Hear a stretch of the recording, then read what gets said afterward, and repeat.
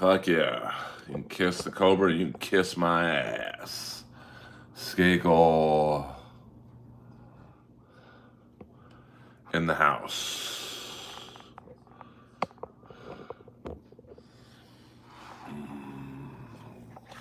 In the house.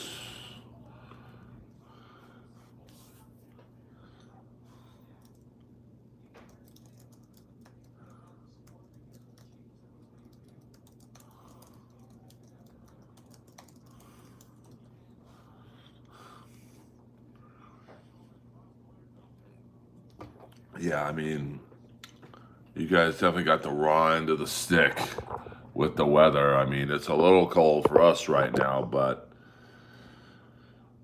it's probably mid 50s. Earl Skakel in the house. We got a LA Kings game on. We got UFC on Paramount. I'll be on Clown Town a little bit later. Yes, I am. 3-3, 14:50 left. The Kings were up 2-0. And they were a few defensive boo-boos in the house. So here we are, Saturday Night Live. Thoughts on Mike McCarthy and Pittsburgh? What up, Big Bones Ben Jones? I mean, I thought it was going to either be him or McDermott from Buffalo. I mean, this means we're definitely getting, I think, Aaron Rodgers back, which I had no problem with. And hold on, I missed some messages here. So, what is up, brother? Hello, Earl, Lois in chat. Just So Skakel Madness is running wild. Kiss the Cobra. You're awesome, Mr. Skakel. I appreciate that. In the hizzy, so I didn't miss too much. Byfield the bus. It's I wouldn't say so. His development was hampered with a broken ankle his first year, and then COVID. But that's a couple years ago now. So. Is he worth the second overall choice? I don't know. Now, I'm not going to lie and act like I knew better. I didn't. I wanted him over Stutzla. So, it's definitely Stutzla was probably the right call, but I wanted him over Stutzla. So, I don't think, I disagree. I don't think Lafayette is a bust. I mean, he wasn't really that high of a pick. So, you mean the kid on the Rangers? I thought you meant Jason LaFerriere on the Kings. I mean, the Rangers have had some weird. Hold on, Lois is up, so we have to do this early. Let me pause the King game. That the Queen is up. That. Oh, whoa! I don't want to get dinged for copyright infringement. The interesting thing about the Rangers is they also had Capo Caco, who, I wouldn't say he was a bust, but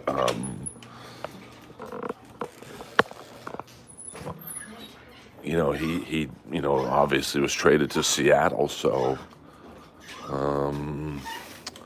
I don't know. I mean, that draft, Stutzla, if you do the redraft, Stutzla's the first pick. But you don't know that. You're drafting, excuse me. You're drafting fucking teenagers, man. So,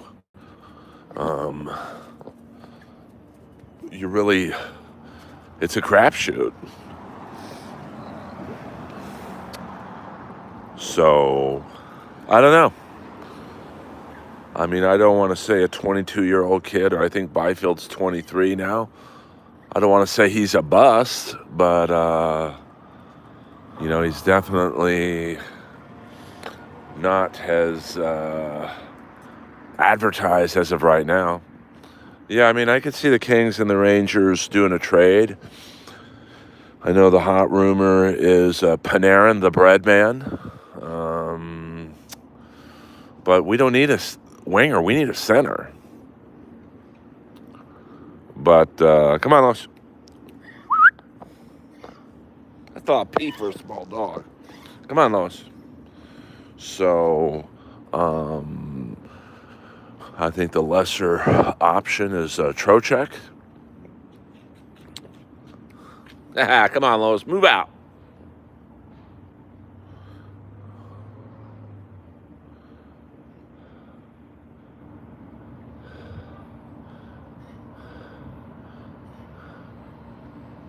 Lois is amazing. She gets a little confused sometimes. So, come on, Lois. Let's go. Come on, baby. Come on, baby. There we go.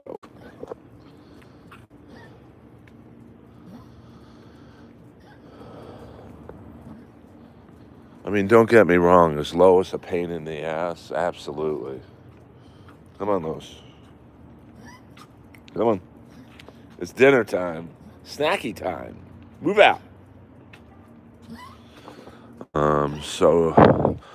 And of course, with the Olympics being this year, 02.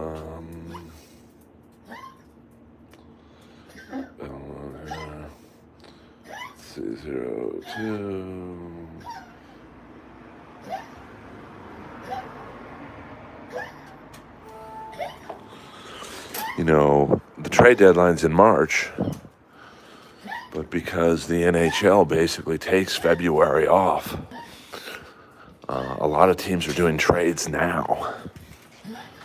So, it will be interesting to see what the Kings do. I mean, their general manager, Ken Holland, was not brought in to rebuild or retool. He's brought in to win a cup. So,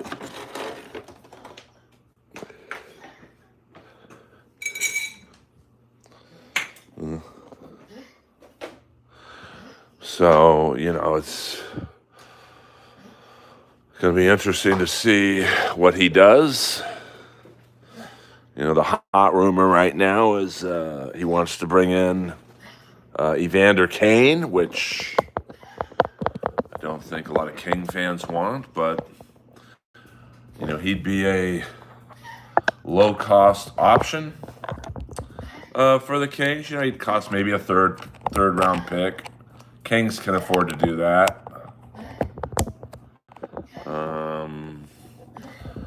You'd have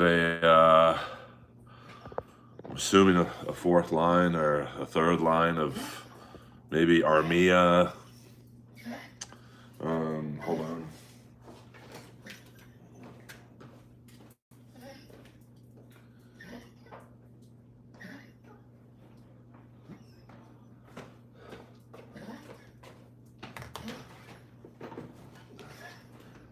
You would have maybe a line of like Armia, Kane, and Perry. I mean, that would be a wild line to watch.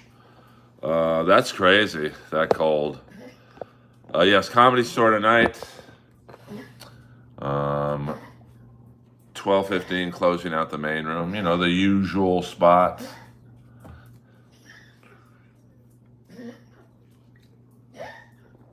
And should be fun Saturday night. Yeah, like my friend Winnipeg Dan, he told me yesterday it was minus 41. No wind chill, just straight up minus 41. Oh, thank you, Ruby. Thank you. Thank you for the,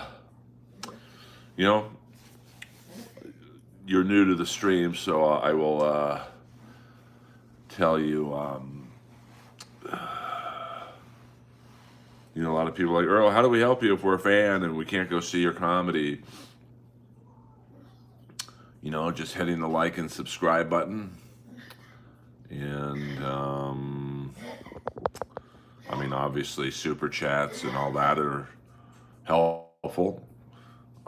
And just commenting on the videos. Then I leave a little heart. YouTube basically wants to see activity on your channel, whether it be the chat in a stream or just comments on a video.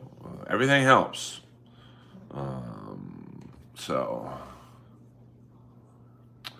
Yeah, I know I want to play The Stand again in New York.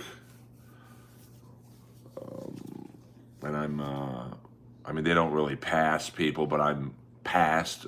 I'm allowed to perform there. And I think there's a couple other comedy clubs I could... My dog has a collapsed trachea.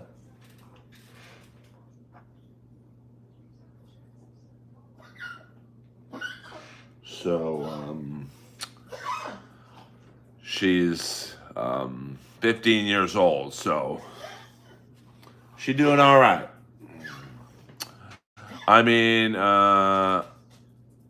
No, but your mom saw it in her mouth last night, DB. See what I did there, DB? I'm too fast.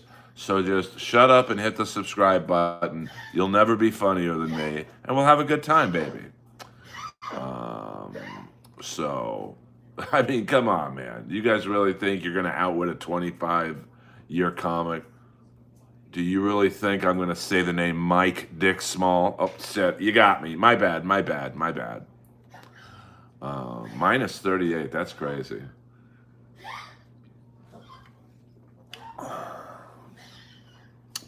I'm cold right now, and it's probably in the mid-50s. So, bundle up, everyone. Bundle up. And just try and stay cool.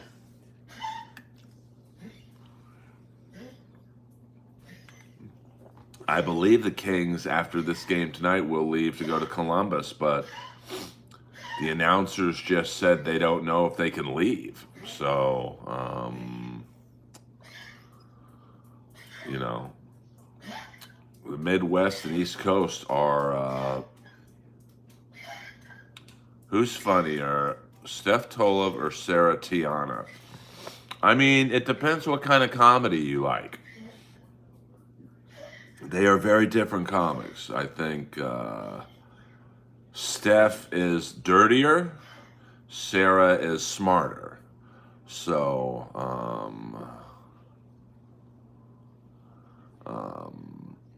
you know, it depends what kind of humor you like. You know, it's like saying who's the better band, Kiss or Slayer. Depends what kind of music you like. So, of course, I'm friends with both.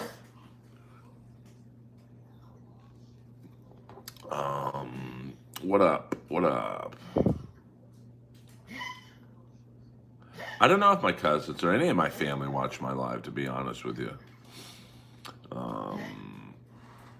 I would assume they would, but they probably lurk.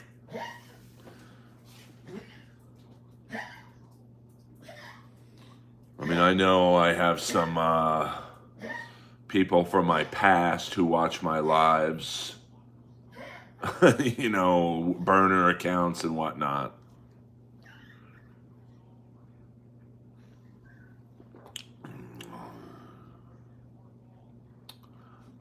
If that's the kind of content you're going to give me, I'm good. Thank you, though. I've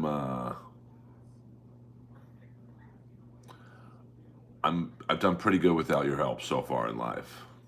But welcome to the stream, baby. Welcome to the stream.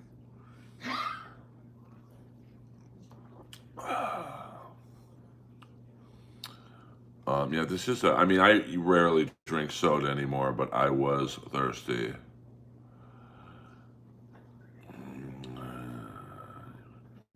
That's a tough one. D Martini or Jake E. Lee. I mean, I think Jake E. Lee is a little flashier. And D Martini is a little trying to think, melodic. So once again, it really all the statement is true. Sam Kinison was the best comic ever. I don't know about that. I mean, he's one of the best, but to me, he's not the best comic ever. You know, Trevor Moore gets the rebound, baby. So I would disagree. But, you know, comedy is subjective. Yes, the 40-year anniversary of today, I think, is of The Ultimate Sin. And here's the crazy thing. At the end of my street is where The Ultimate Sin was recorded. So, no, I mean, you know, listen, comedy is subjective. Like, I think Dice Clay is funnier than Kinnison. So, you know, it's really all, there's no right or right. It's a Killers t-shirt. I bought it at the Imploding the Mirage tour in Vegas. I think it's just the Killers. Yeah, the Killers. Yeah. I highly recommend, if you can see the Killers, see them. So now, DB, let's not be starting arguments in my stream. If you like a contentious stream, then start your own stream. And I do remember Joe Piscopo. He got oddly into bodybuilding, but I don't know if I'd say he was a great comic, but you know, he certainly had a nice run on Saturday Night Live and whatnot. This is Coke Zero. It's okay. I mean, I just rarely drink energy drinks.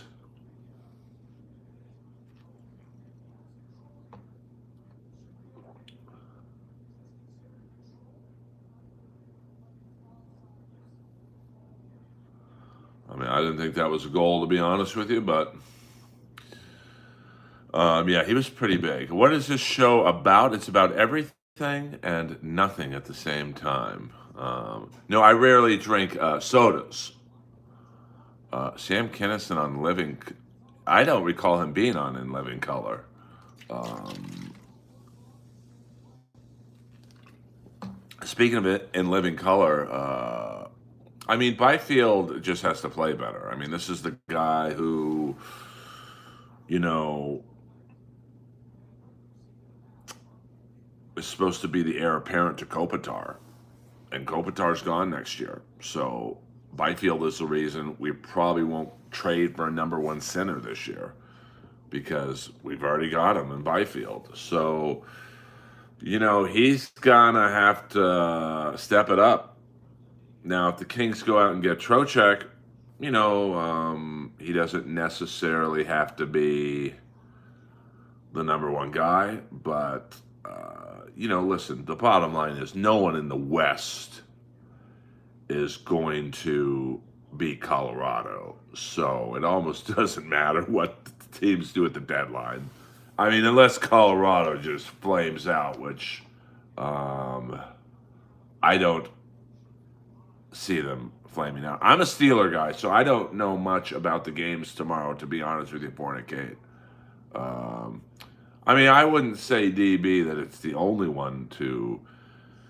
It's probably the one you should start off with. And then I would say, there's a lot of specials of the last few years that are really good. Anthony Jeselnik's last few specials are great. Excuse me. And Bo Burnham, special over the pandemic, was really good. So,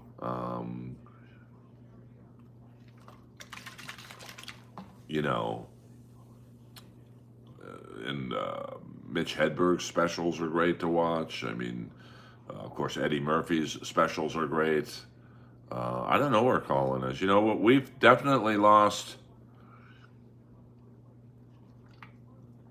some people in my stream. But it's one of those things that, I'll live if people leave my stream. Thank you, Dr. Nova. I will be looking better in a few hours. This is my bedhead hair. A little unshaven as well. But, Thug Rose got the loss. I feel like a degenerate gambler right now. I believe I picked this girl. No, AC/DC is back. He is back.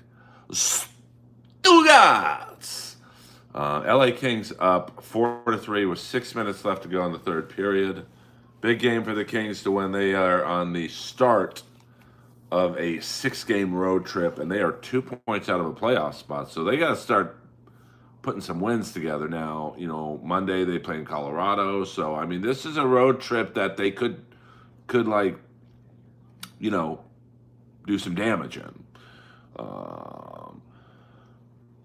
I mean, listen, there's no sides when it comes to opinions on who the best comic is, who the best football player is, hockey. I mean, it is...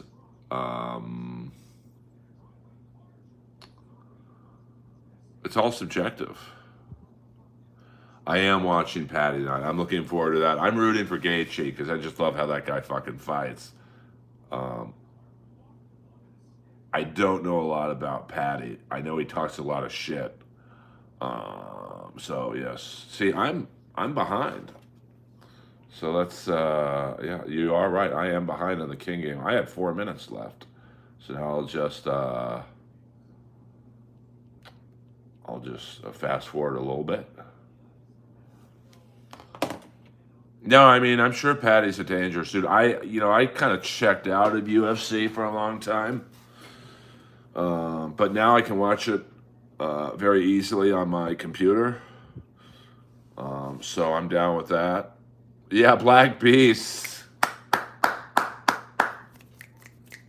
I love Derek Lewis, but I know nothing about the guy who he's fighting. What's up? Buongiorno. Buongiorno. There's Robert Kraft. Maybe he's going to go get jacked off on the strip later. We got.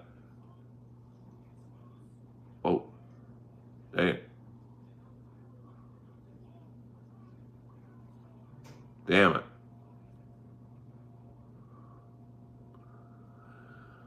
All right. 4-4. Oh, shit. Permaseal finishing. I am watching UFC. I'm watching it right now. Permaseal finishing $9.99. It's getting ugly on MLC again. Scar's crying again. I need some Chad hate to cheer me up. I don't watch that shit, man.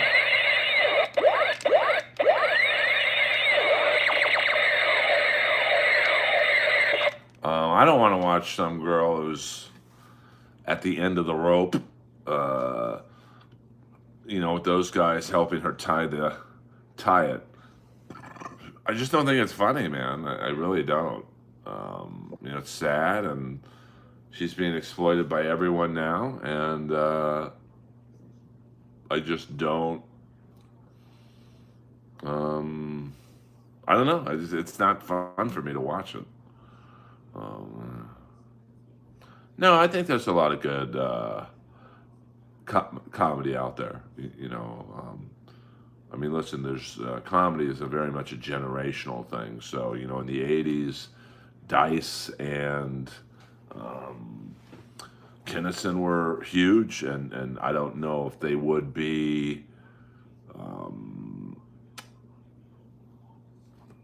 in this era, that style. And then, Dane Cook and D'Elia, came after Dane Cook. So, I don't think comedy's dead. The biggest companion is good. Thank you very much.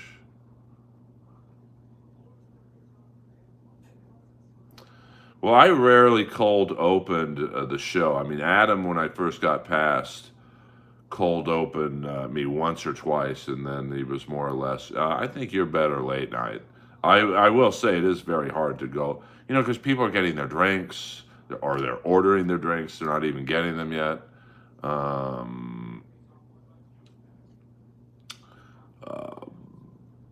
They're not even, they don't even have their coats off. But I'll say this, I think the tougher spot is going on last, like I do tonight. Permaseal finishing, $4.99. Stuttering John was famous, now broke. Chad was just broke. Pew!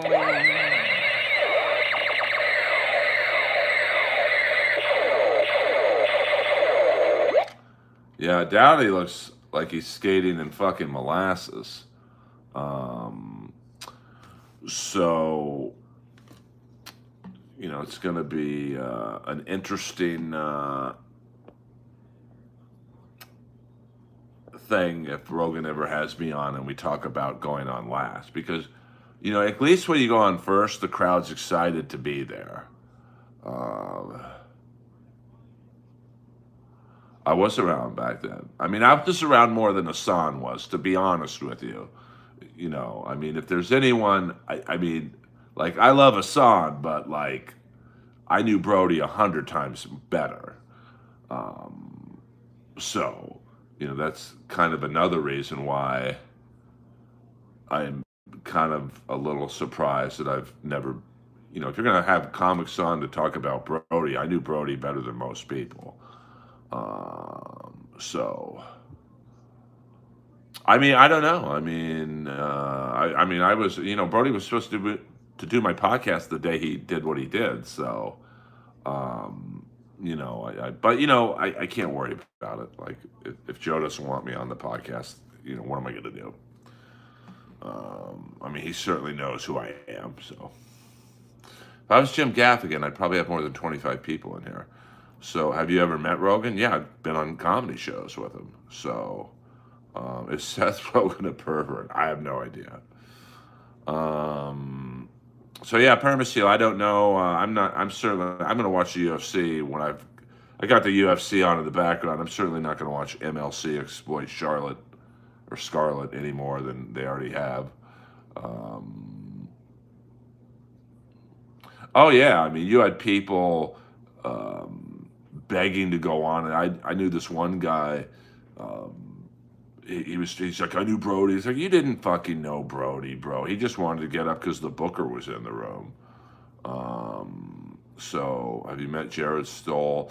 Briefly, I'm friends with Patrick O'Neill, who was Ryan O'Neill's son, and he was also Patrick O'Neill was killed at the end of Die Hard 2.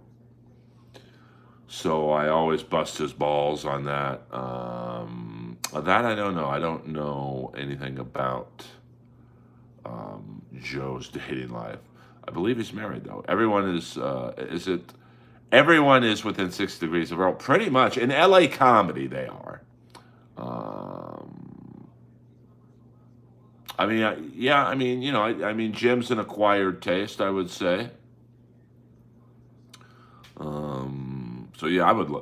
I do think I would be a great Rogan guest, and probably the comedy part would be the least interesting. I mean, we could get into politics and growing up in Bel Air and do you wish you met? I don't know who that is, Steve.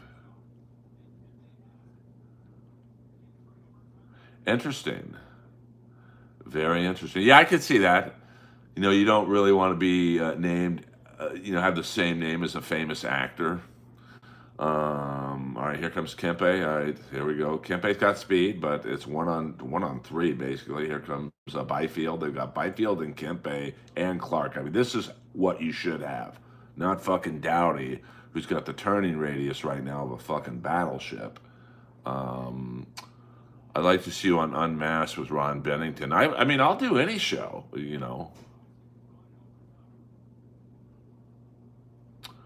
Yeah, that I don't know about Hassan's spots at the mothership, but it is a tough spot. But I still say the tougher spot is going on last because the crowd's tired and, they've heard every joke, they've heard every crowd work, they've heard every question and whatnot that you could throw at them. So, well, I pay for Paramount Plus, so I'm watching the fights on Paramount Plus. It's kind of like watching the Jake Paul fight on Netflix. I technically did not pay for the Jake Paul fight on Netflix. Uh-oh, here comes a breakaway. Dvorsky in alone. Wow. Shot it wide. Yikes. So send me, Earl, are those heavy SAG checks rolling in? I mean, I don't know if I would say they're rolling. No, you got to pay for your shit, man. I'm not sending, and it's not an illegal link. I have, a subscription to Paramount Plus. So, um, yeah, but those streams suck, man. Because trust me, the UFC is well aware of sport tech, so it's a very choppy feed, and you know,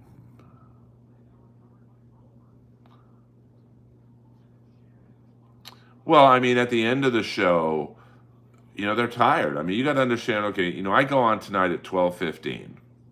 Now the show starts at 10:30, so the crowd has been there since probably 9:45. So they've been, by the time I go on stage, they've already been there for 3 hours.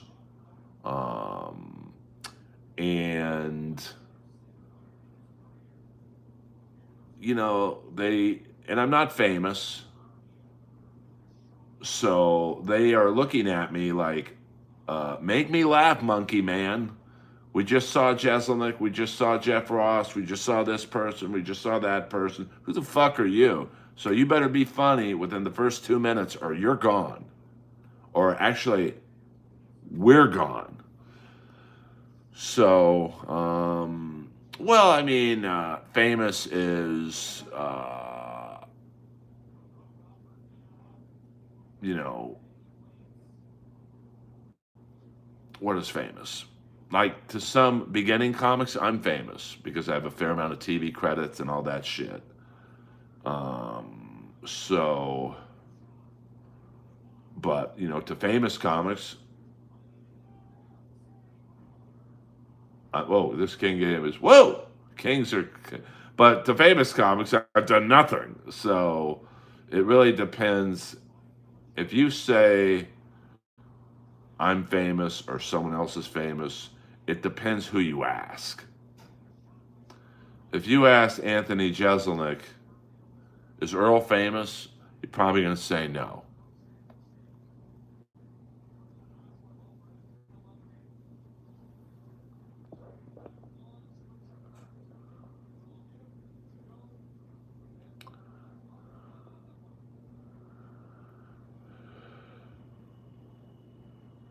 I'd like to meet Michael Ironside too. Permaseal finishing. Earl, how did we miss out on a Kamala Akeem, the African Dream tag team feud? Somebody. Oh, I'm sorry. Jason Bentley, $9.99. Jason Bentley.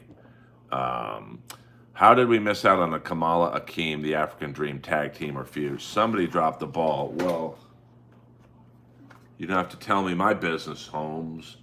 You know my brother. I don't know. I mean, I'm gonna guess that. Well, it was the '80s, so I won't say it was politically incorrect. Thank you very much,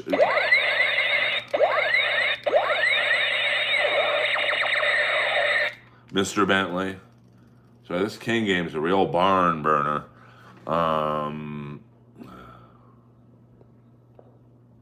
I never said I was Shane Gillis or Jerry Seinfeld. So, well, that's what happens when you get here too late. I love me some Gary Hart. I don't know. Kamala. He had great feuds with Hulk Hogan. He had great feuds with The Undertaker.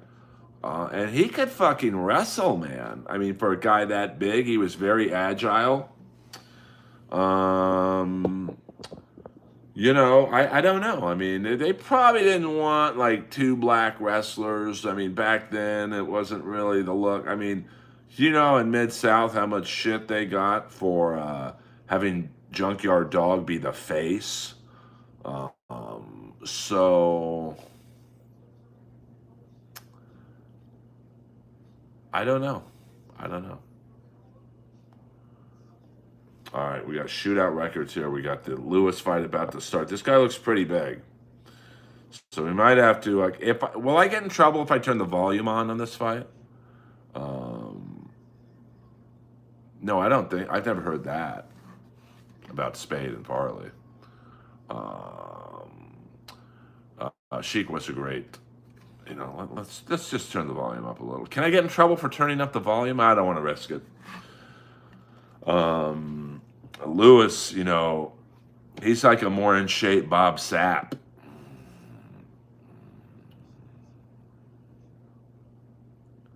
I mean, Fornicate, I make so much money at the Comedy Store, I'm good. I don't need to perform anywhere else, to be honest with you. All right, both guys coming. Oh man, my stream just froze. Oops, hold on.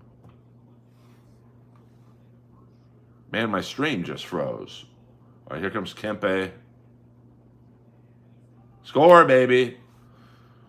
Lewis with a few low kicks that had the effort level of Don Dawkin, like in a state fair right now. Lois be chillin'. That I don't know, DB. I don't think so. I think, now why is my fucking stream freezing? I paid for this shit.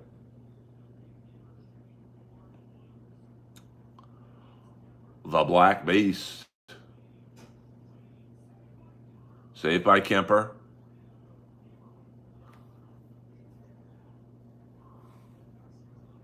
All right. Argus still does perform nightly. He's, I think, opening up the main room show. And I'm closing it out. All right, we got Clark. Sorry about this. Usually I don't watch shit, but now he got two. Here comes Brant Clark. He's really nice save by the Blues goalie there. And Lewis looks like he's setting up for a powerful right. No homeless encounters lately. I mean, Lewis looks in pretty good shape. You know, sometimes he has shown to be a little tubby. All right, here comes Kyrou. All right, he ran out of room. So if the Kings score here, it's over, baby. Yeah, is Bob Hope still dead? What the fuck? You guys are out of control. Oh! Nice left kick, high kick there, but it kind of lost steam. Ooh, that's a nice right. I mean, Lewis is definitely pacing himself. Here comes Fiala. He could be...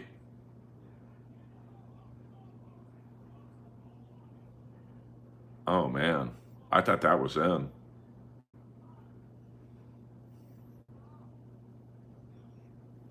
Let's see if this goes in. This might have gone in. Oh.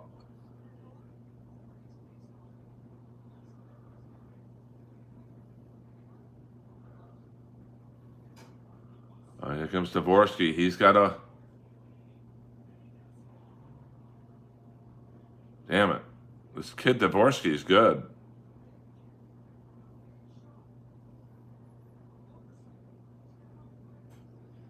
All right. I mean, they're definitely feeling each other out. That was like a Fedor type left there.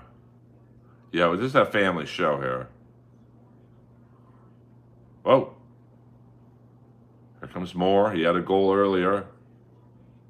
Damn, that was a nice goal there. More! Back for more, baby! I will be on clown. Whoa, that was that guy definitely took a strong right there.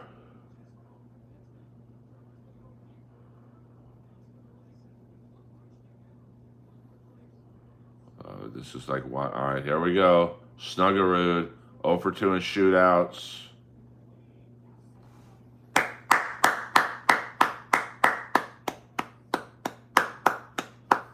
All right, Kings win. Kings win.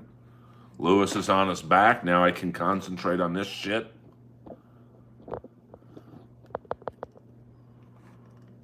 Andy Dick is not performing anywhere. Trust me on that one. All right, 58 seconds left. This has been maybe the slowest paced first round I've ever watched in my life, to be honest with you. But Lewis doesn't look like he's breathing too heavy, which is usually he does. He probably realizes that this is maybe the last kick at the can for him. But this guy, Cortez, he's ranked number 5. Oh, whoa! He's got him against the fence for a second there.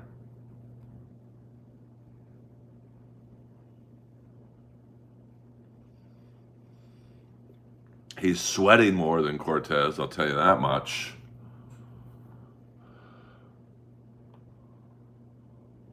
Buddha is probably out chasing some puss. So, good start to the road trip for the Kings. They now go to Columbus on a Monday. All right, there we go. Go Kings. Yeah, I mean, that was a big win for the Kings. Thank you. I mean, it should go... It should go well, but you know, you never know at the Comedy Store. That's it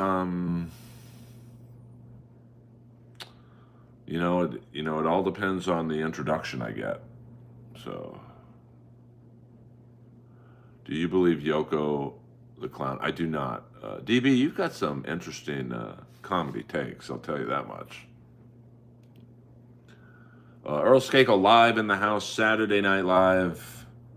Thank you to Permaseal Finishing and Mr. Bentley for their super chats. The Comedy Store is absolutely haunted. Is there any hockey players that could beat Derek Lewis up? Maybe George LaRocque. If you're talking right now. I mean, that kid Didier's basically undefeated. The kid from Columbus. So, but I don't know. I don't know. The Comedy Store's absolutely haunted. I mean, there's a lot of shitty things that have happened in that club. Suicide, and then before it was the Comedy Store. It was a mob-owned restaurant. So you can imagine some of the things that went on there. And all right, Lewis is chasing him now. So this guy's not sweating Cortez. So I don't know if he's got that disease where you don't sweat. But Lewis seems to be definitely more proactive. Um, I mean, Lewis looks very slim for his Usually he has a bit of a belly. Ooh, uh-oh. Cortez hit him. Nice headbutt there by both. Ooh. All right, now Cortez is kind of going. Oh! Nice right hand there. All right, this is when it's getting good now. I think they're both starting to realize we ain't getting no fight of the night bonus for this shit. Well, Jason, I'm going to be honest with you. You don't have the balls to put your picture up, so I'm sure you're no male model either. Trust me on that one. You probably got a face that would make a train take a dirt road. Yeah, well, I mean, this guy seems, he's not sweating at all. Lewis is drenched, so I don't know what that means. Oof. Lewis seems to be going for one shot, and then he retreats. Not that the other guy's throwing combos, but you could tell the other guy, Cortez Acosta, he's throwing a few jabs now, but, all probably either guy needs is one clean shot. And, you can never count the Black Beast out. He's setting up to throw the right. Cortez is throwing left jabs, setting up something. You got to know that. Neither guy is really breathing that hard, so they've clearly trained cardio. Lewis is throwing more kicks. He hasn't thrown a kick in a minute, though, so the left jab seems to be landing a little bit, just grazing jabs. Lewis is kind of pawing him with the left. Now he's up against the cage. Oof. Nice left there, but it didn't really seem to connect. Right now, this is a tough fight to call. I guess I would give it to Lewis because he's been more active, but there's been really no power shots landed by either guy. They're both just standing in front of each other, so someone's going to get knocked out. I don't know what that was. All right.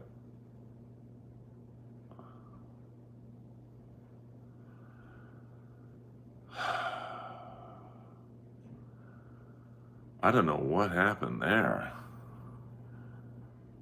It was like there was a phantom punch. So Cortez wins the fight. And that was a weird ending. Looks like Lewis tripped. Like a phantom punch or something. Where did Paulie Shore go? He's still around. He tours all over the country, so...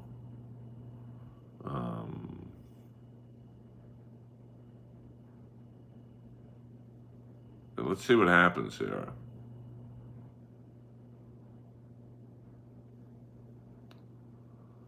Yeah, looks like... this guy jumped on him.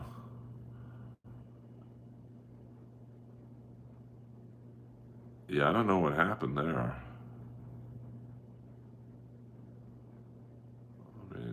That was a nice right jab, whatever you want to call it. So 1, 2, 3, 4, 5, 6, 7. 7 straight shots to the head. It's a good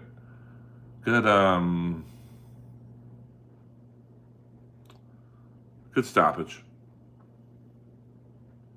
Lewis looked like he still had it. This other guy was just a little more economical. Earl, who's walked away from comedy for whatever reason and could have made $1 million? I mean, probably Jim Carrey. I mean, he walked away, to do films. I mean, why the hell do you want to do the road if you're making 20 million a film? I don't think Jim Painter could have made millions. He's a very funny guy, but like, I don't think Jim was focused enough. I saw him do a brief comeback about, I don't know, 2 years ago, and he looked uncomfortable on the stage. And, I think he was a little, the store's different now. When he was in his prime at the store was a very dark, dark energy and just not a great place.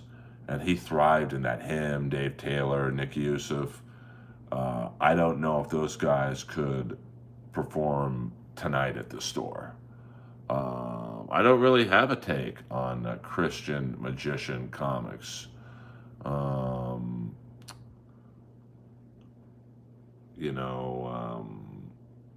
hey, whatever, I don't care what anyone does on stage. Whatever you think is going to get you the most amount of laughs, do it. And, that's just how you know, for me, it's wearing all leather and doing jokes about the 80s. And, I don't think that, I'm not a big fan of magicians, but, hey, listen, whatever gets you work. Um, Interesting question. That is for sure. So this guy's 17-2. He's won 3 fights in a row. I mean, oh, does he not speak English, this guy? Yeah, I listen. They're very talented. Chris Angel's amazing. David Copperfield. I mean, he made a bunch of allegations disappear. Um, so you gotta know how to spell Polly, bro. If you're gonna insult me, you gotta at least spell the insult correctly. Um, I mean, you guys are unbelievable. Some of you trolls. Um, yeah, I mean, Amazing Jonathan was great. I mean, it's not for me, like what he did per se, but um, you know, um, it's I like action movies. If you don't like action movies, you're gonna think they suck. So, this guy's pretty big. I mean, yeah, she can make her career disappear. If you know what I'm saying. Yeah, Sugar show up next. What's with all the props tonight with the fighters? Um, I did not, and probably will never see a show called Rubbing a Men. Whoa, who's that? She's pretty hot. Holly Madison. Oh boy, who's this guy?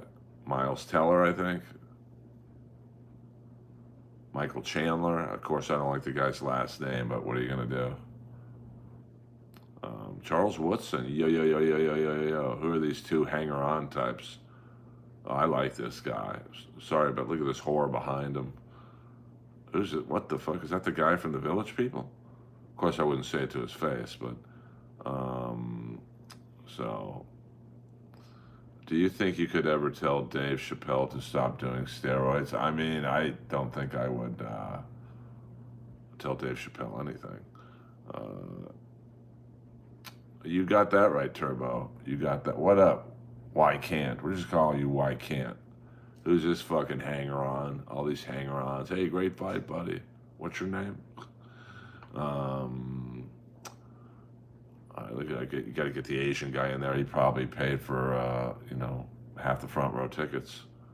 So, all right. Well, the Black Beast, I don't know if I would say he's done, but who's the guy in the Scream mask? Is this at the Spear? They got some scary people in this arena tonight. Chandler's the name you grow out of within the first years of life. Yeah, I mean, more or less. Or later on in life.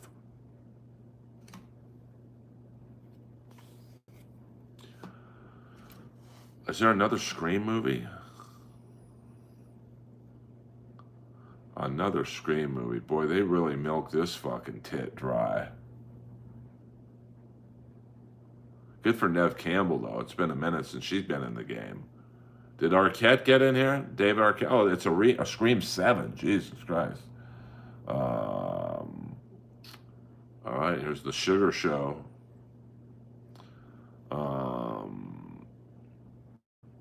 The Black Beast. I mean, the Black Beast looked good physically. I mean, I've seen him look tubbier, but you know, what are you gonna do?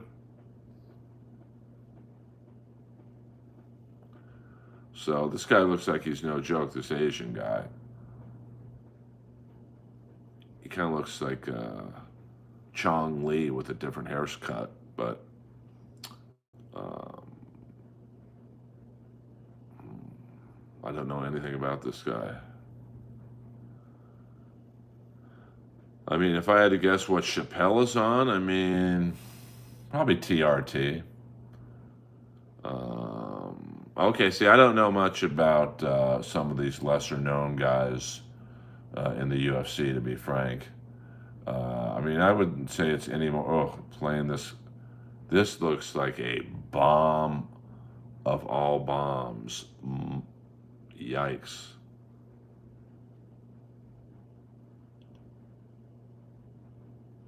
Yeah, this is going to be a real bomberino. Melania. When was the last Asian champion? Hongman Choi? That's for you pride freaks. Last Asian champion. Wasn't there an Asian female champion? Or are you talking Asian male champion? Yeah, I was just in Vegas last weekend. What a rip-roaring time that was. Maybe they'll show the Punk Rock Museum. I'm sure they're instructed no camera shots of Fremont Street with all those fucking pores. So you guys are much more up on the UFC than I am. So Earl Skakel live in the house. We'll go a few more minutes. I'm sure this isn't that exciting. You guys watching me watch UFC, but I don't want to get dinged on my channel, so we cannot show any footage, or I don't even want to risk the audio. There's a very young Sugar Sean O'Malley. I think the UFC thought they had their next Conor McGregor here, but so far, you know, he's been good, but not great. No, I am watching the UFC on Paramount Plus. Thank you very much. I'm not watching sumo wrestling. Arigato. And in 4 hours and 15 minutes, I will be at the world famous Comedy Store. I do not have kidney problems. I don't know why you would say that. I am 57 years old and solid rock, baby. Rock. So, now I do pee a lot, but that's because I drink lots of water and not really. Definitely Rosie O'Donnell. I don't really have a ritual. I mean, I don't watch comedy before I go on stage, so I have no idea how well or bad the comic before me is doing. I don't want to know, because then that affects me. So I like to go and just get that initial rush of energy from the crowd, or not energy. I'm the furthest thing from fat, but you know, I would love to see what you look like, bro. I'm sure with a fake name and no profile photo, you're hiding something. My guess is a gut. So, yeah, I mean, he definitely had a few losses that took the steam out of him. I mean, I think they were positioning him to be the next fucking Conor McGregor. But we'll see. I mean, I don't know much about Song. I'm really looking forward to the next fight after this. No, I was taking my shirt off long before Brody, long before Burt. I mean, I'm not gonna, you can't really say taking your shirt off is stealing from someone else, but I was doing it 10 years into comedy. Like, if a joke didn't do well, I'm like, take the shirt off, that'll get a laugh. So I'm not gonna say Burt took it from me or Brody did, but I was taking the shirt off long before those guys. So, you know, I mean, I see Birch now wearing leather pants. Now can I trademark wearing leather pants? No, but it is kind of weird how he's all of a sudden wearing them. Um, yeah, but he wasn't taking his shirt off for 20 years, 30 years. The biggest what if for me in MMA, and that's a great question.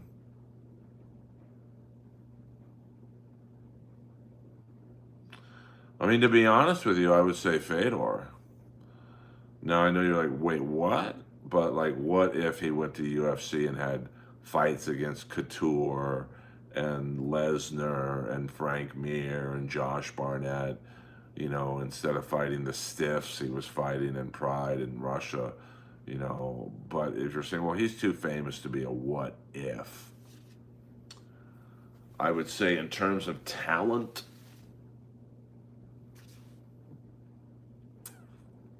now I was a heavyweight guy. Uh, I don't know. I mean, I thought Todd Duffy would be a star. He was a big guy, fast. Just, I don't know what happened to him. Maybe he didn't train hard enough or whatever. CM Punk. I don't know about that. Gegard Mousasi was a guy who I don't know what the what if part would be, but like I always thought he would be a star. And then when he went to Pride and Strikeforce, he just didn't really do much. Burt is a great guy, 100%. I mean, he was the very first person, I'm talking within minutes of the live finale of Roast Battle in season 1, to message me and say, bro, you were the star of the show, you killed it. Haven't talked to him since. So, he's an awesome guy, Burt. Same thing with, Russell Peters, even though I know you didn't have a pleasant experience with him, SC. So, yeah, Burt and Russell are probably the two nicest guys in comedy. LA comedy, anyway. I'm not sure who is known as a nice guy in New York or whatever. So, they get it. They're successful. They're the complete opposite of someone whose last name rhymes with boss. They take care of people. They get people gigs. There's no jealousy. Because what the fuck are those guys going to be jealous of? So it's just like one of those things that, some people get it and some people don't. I mean, I don't know. I mean, I'll say Russell's that what happened with that situation was it's an outlier. Like, I've never seen him not be anything but 1,000% nice. So he might have had a bad day. I mean, I've certainly had a bad day here and there. Yeah, Gaslam's another guy who didn't quite pan out. I'm trying to, check Congo. I'm not saying, I thought he was going to be a star, but he certainly had the body. He was kind of like the Frank Bruno of UFC. Like, this guy looks like a champion, but he didn't really pan out. I mean, I think Overeem, when he came over to the UFC, didn't really pan out because I think they tested here. Do you think if Carrot Top had one more facelift, it would finally be perfect? That's funny. See, I'll give a troll a fucking shout out. Um, yeah, I mean, he could have been stressed. I mean, someone who participated in season one, it's a lot of people pulling you in different directions. He might not have even heard you if you said, "Hey, I'm Earl's friend." He literally was probably in such a frenetic state. He probably literally did not hear you. So I would give him one more chance. Yeah, Uriah Hall. That one knockout he did, like, probably set him up for failure because it was like what everyone expected. Um, I mean, there's so many. Now, if we go early days UFC, um, I'm trying to think of some of the guys I used to watch.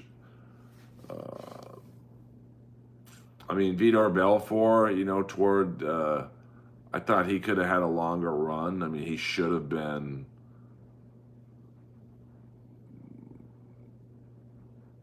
had a longer run, but I think, the second those OG and Pride guys, when they were getting tested, I think it was, hey guys, we test over here, sorry. Shane Carwin, I saw him fight in Vancouver against Lesnar. He didn't have a lot of tools though. Like, he just had that really powerful right hand, and he was slow as shit. Um, he should have had a longer run. Um, I think the Lesnar fight really was a mental fuck for him because, I mean, I remember sitting where I was sitting. I was sitting in the third level, which is actually I like for UFC fights if you're there because you're looking down. And if you can't see something, you just look up at the screen. And I think he landed like 5 or 6 straight bombs to Lesnar's face. And me and the guy I was with, the great Montreal's Gabriel Morency, were like, they got to stop this fight. He's going to kill this guy. And then Lesnar stood up. And I think he kind of laughed at Carwin. That broke Carwin mentally forever. So I don't know if I thought Schaub, he was never a great fighter. He was a good fighter. So I can't say he's a what if. I mean, Holly Holm, I think she probably didn't do herself any favors by beating Ronda Rousey. I mean, it's kind of like, of course, I got to get myself into the story, but it is very much how I feel. Holly Holm beating Rousey was like when I beat Jimmy Carr in Roast Battle. I'll never forget walking up the stairs. Now, I'm high as a kite that night. I had just beaten arguably the most famous comic in the world in terms of venues played. I mean, Jimmy Carr plays where the Killers play. And I remember walking up there, and all his managers were like glaring at me. The Comedy Central execs that kind of looked, and then they started talking to Jimmy's manager, saying, "Hey, we're sorry, we didn't know this kid would do that." So that's probably why I was never on another season of Roast Battle, because I beat the guy they wanted to win, because he was on the Rob Lowe roast like 2 weeks later. So yeah, Carlos Condit was great. He had a good career, but I don't know. It didn't really seem to pan out like it could have. What up, Big W? Well, I think Thomas Ian Griffith would kick Pat Morita's ass. Well, I mean, listen, if people find Brendan Schaub funny, like, yeeks, and you guys know me. I rarely will say someone's not funny. And I think Schaub could have been not necessarily funny, but could have survived in comedy because he is likable. Like, he's just a big baby Huey, Jethro fucking Bodine type. And he had a fan base, but he didn't work at the comedy. And comedy is the one thing. It's kind of like boxing or UFC fighting. You can't cheat it. You got to do it. There's no shortcuts. And yeah, James Toney. I swear to God, I thought James Toney was going to win that fight. I mean, I don't find William Montgomery funny at all. Um, so that's absolutely, I just don't, and, um, he's big on Kill Tony because he's getting goofed on.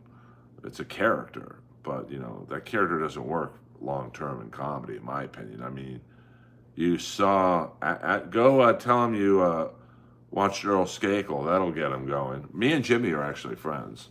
But, I mean, I think William's the perfect act for Kill Tony. But, when you have to bring out notes to do 1 fucking minute of material, I'm sorry, man. That's not comedy to me. Have some fucking respect for the craft and like, memorize 1 minute. Is it true that most comedians hate Jimmy Fallon and his comedy is shit? I mean, I don't think he's the funniest comic. I don't know if people, to be honest with you, I've never heard anyone say anything bad about him. Well, I mean, I think Rogan, I mean, you'd have to ask Rogan this, but, I think William plays a character, and I just don't find the character funny. I mean, the thing about Brody was there was funny behind the character. To me, with William, it's just shtick, and I'm not gonna watch that shit for an hour. So, but you know what? I don't watch it. And if people in the stream are fans of Williams, buy his merch or whatever. Um, I mean, I think Jimmy Fallon, but that's one joke, And I got to be honest with you, like. I have a Paul Walker joke. Am I saying he stole it from me? No, but I mean, he's not the first comic to do a Paul Walker joke. So, and I told you this. He apologized to me the first time I played Austin. So it's not like I don't like him. I just, you saw what happens when you take a Kill Tony comic out of the Kill Tony sphere, and you put them in a comedy environment, like where they don't care about Tony, they don't care about Red Band, they don't care about sound effects, they don't care about 2 or 3 celebrity panelists. They paid money to see a stand-up show. So all the Band-Aids and whatnot of Kill Tony are gonzo. So, and now I will say this, because Tony knows he can follow him. That's a standard trick of the trade. Tony's not threatened by William.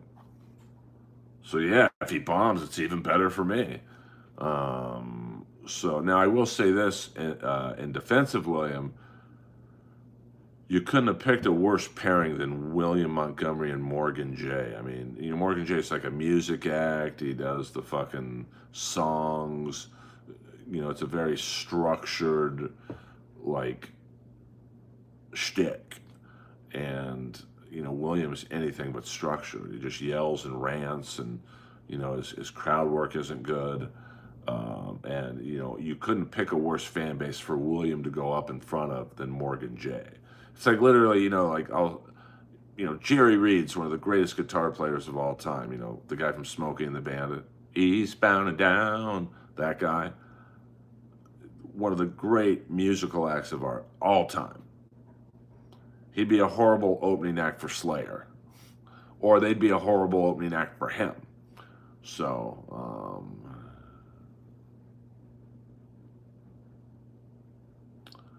I mean, I completely disagree with Bernie Mac. I mean, that's stealing. That's joke stealing. You got to remember, in the comedy, in my world of stand-up comedy, it's like being labeled a pedophile if you're labeled a joke stealer, and it's really that bad. But I mean, I think Jimmy Fallon is like kind of like a more successful Jeff Ross, where Jeff's good at networking. People want him around. I personally think he's disgusting, but Jimmy Fallon's probably the same type. People like him. He's an easy hang. He likes to party. So, that's that. No, I mean, it's not Jimmy Kimmel's job to make me famous. I mean, I think Could he have helped more stand-ups by having them on his show? Yeah. But I think he had a bad experience with, I think, Rob Delaney, who fucking bombed so bad on Kimmel. That's when they stopped doing stand-ups on Kimmel. So I'm a Letterman guy, which is why that's part of the reason I like Kevin Brennan so much. I mean, he did prime David Letterman. But Leno's good too. Like, and Leno, I've seen him at the Comedy Magic Club in Hermosa. He's dirty. Like, he's kind of like Saget. Everyone thinks Saget because the Olsen twins and Full House and America's Funniest Videos was like this cookie cutter comic. Saget was really fucking dark and dirty. So, yeah, I like Conan too. So, that's that, guys. Earl Skakel, hit the like and subscribe button, please. All good. Terminator 2, great movie. I don't think it's as good as Terminator 1, which had inappropriate Earl guest Brian E. Thompson getting killed when Schwarzenegger asked him for his clothes. He said no, so the Terminator just ripped his heart out. Ross Incognito in the house. We can, if you want. We're talking comedy right now, which I prefer because it's what I'm most knowledgeable about. But we can't talk the Pittsburgh Steelers hiring Mike McCarthy as their new coach. I'm guessing he'll be there for maybe 5 years. I'm also going to guess that Aaron Rodgers will be back in the house. And I got no problem with that. I'm also going to guess that Arthur Smith will be relieved of his duty. And, I mean, I think Leno did more stand-up than Letterman, but I like Letterman's stand-up better. I love the dry and dark stuff. Whereas Leno was kind of cookie cutter. Hey, the difference between airline food and peanuts, where Letterman would do a joke about fucking one of the stewardesses. So, yeah, I mean, Brian Thompson, the only person to be killed by Stallone and Cobra, Schwarzenegger and Terminator, and I think Van Damme killed him in Lionheart. I'm not a Bill Hicks fan, I mean, obviously he's a great comic, but I just didn't get it. I did not get Bill Hicks. Was Jay's stand-up Jay's stand-up is blue on Sunday nights at Hermosa Magic Club because he, he's not being recorded. No one's got their phone out, so he can let loose a little bit. He's very much like Bob Saget in that regard.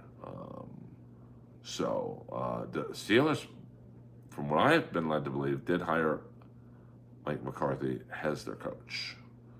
So that still doesn't solve the second receiver they have to get. He is a big boy, that's for sure.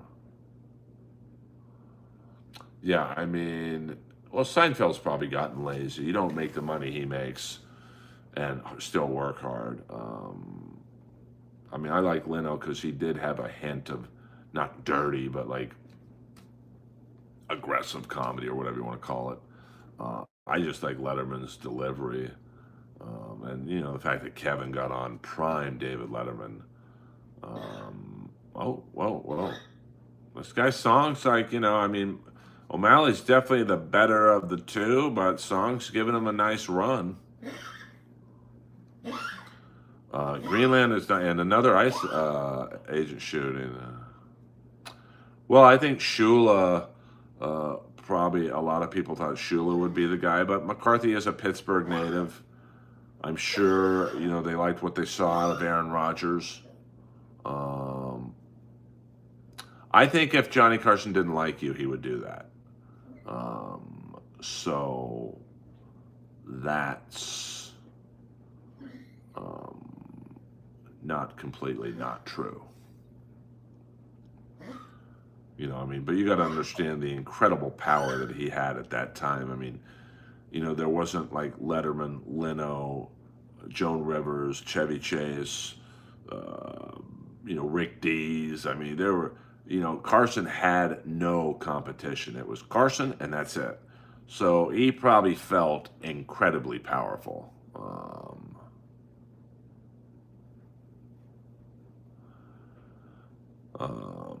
I also like the guy. He wasn't a great fighter, but he could take some punishment. Fabricio Maldonado. I mean, he fought. I think he was like a 185 guy, and he ended up fighting Stipe Miocic because someone got hurt, and he's like, "Fuck yeah, I'll do it." Like that guy could take punishment. Also, old school Paul the Headhunter Bonatello. Yeah, Arsenio's very much like a Black Leno. Like he's got a salty side to him in terms of his comedy. Verdum is a guy who, I mean, he was a champion, so I can't say he was a what if, but, definitely the greatest jujitsu artist of heavyweight history. Um, well, that guy Maldonado was a fucking maniac. Like, I forgot what fight I saw him. Like, he was like basically, what would Maldonado be? Brazilian?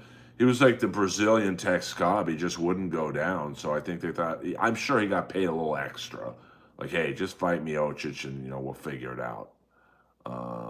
Dean of Me and Keith Jardine. I mean, I can't say he was a what if. I mean, I think he, he had the career he had. Tough guy for sure, but I don't know if I would say that he was cheated on any fame. What up, Rudy Baga in the house?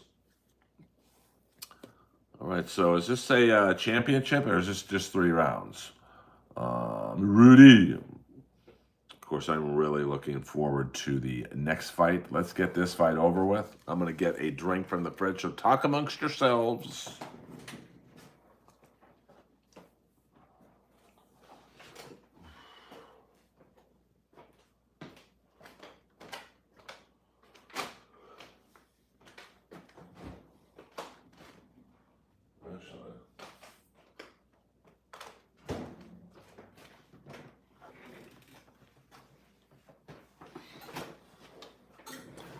Celsius here. What's up? What's up? Earl Skakel in the house. Live on Saturday night. Let's go. I mean, this guy's fucking ripped, so he's in shape. Who's that whore with the red hair up front? How'd she get that seat? Sorry, I'm just kidding. I'm a little bitter with women.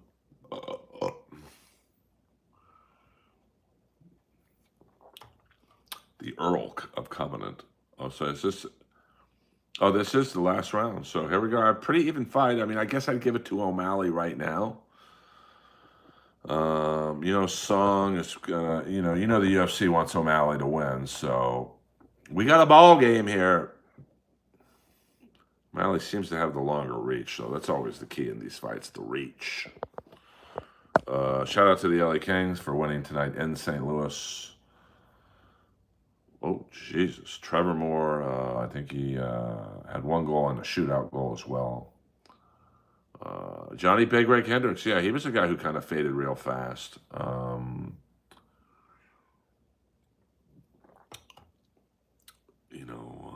trying to think of some other guys who should have had a better run that didn't. I mean, pretty much any guy in the top 3 or 4 when John Jones was fucking killing it. I mean, what are you going to do? Stephen Smith should have had a bigger run, I think. Stefan Struve, the Dutchman. He kind of, I think, could have had a better run.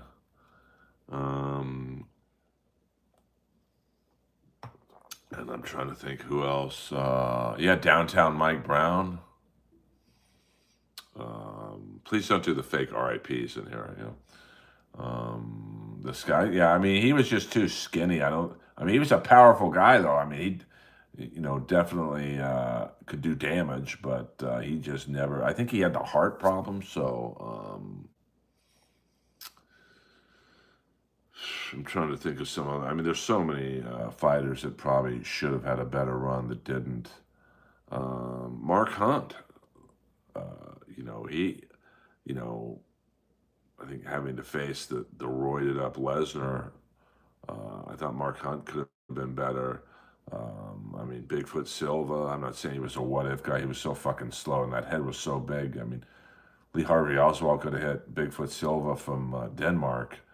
The biggest fluke in MMA, probably Uriah Hall, I would say.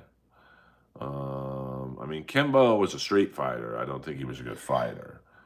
It's just a different. I mean, I don't have to tell you guys. I mean, you can't.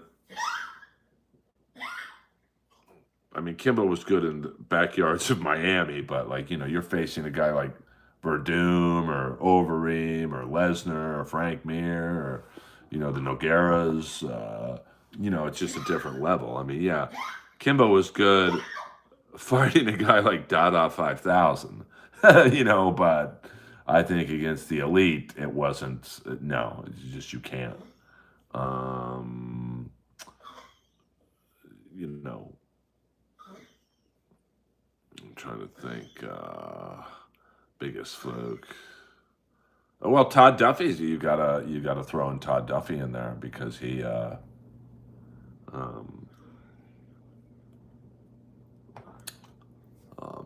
definitely was someone who was the next great heavyweight. Almost I would say Overeem in the UFC was kind of a fluke. Once they started testing and he couldn't eat the horse meat that he ate in Pride, he definitely kind of had some issues. I don't know if I'd say he's a fluke, but I thought he should have done better. Was a Crow Cop in UFC. Absolutely was, not the Crow Cop in Pride. So, if we're gonna talk boxing, Bigfoot Silva's head, like Jesus Christ, man, not a great chin though. For as big as it was. Howard Stern, I don't think he's a good. Well, I mean, stand up, no, comedian. Like you know, he kind of falls into line with podcasters. There's people who are very funny on podcasts and eat shit on stage. Who, in your opinion, is the best opener in comedy today? I mean, it depends what. I mean, Argus is great. I mean, he's so fucking over the top. Like, is this guy for real? Like, he's like right out of the 50s. Um, but, you know, uh, you know, I mean, at the Comedy Store, I mean,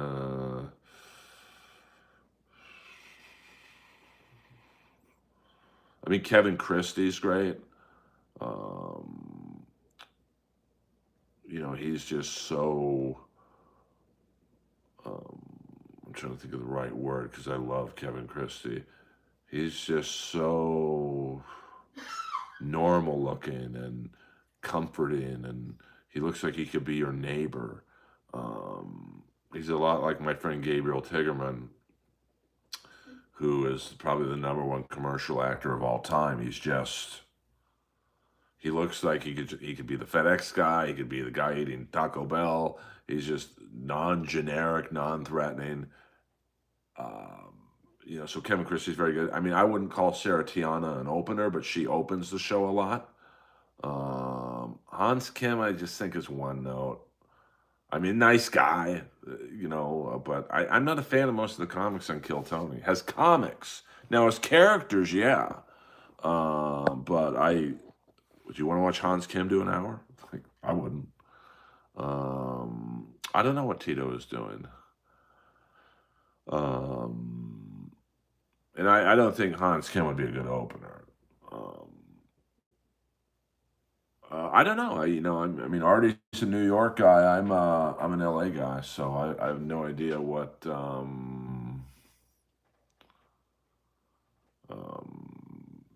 I don't know what he's doing. I mean, I know when I did the one show roast battle with him in the belly room, he was had a bunch of hanger-ons around him, just giving him shit. Like, it was kind of sad. Like, get these fucking losers.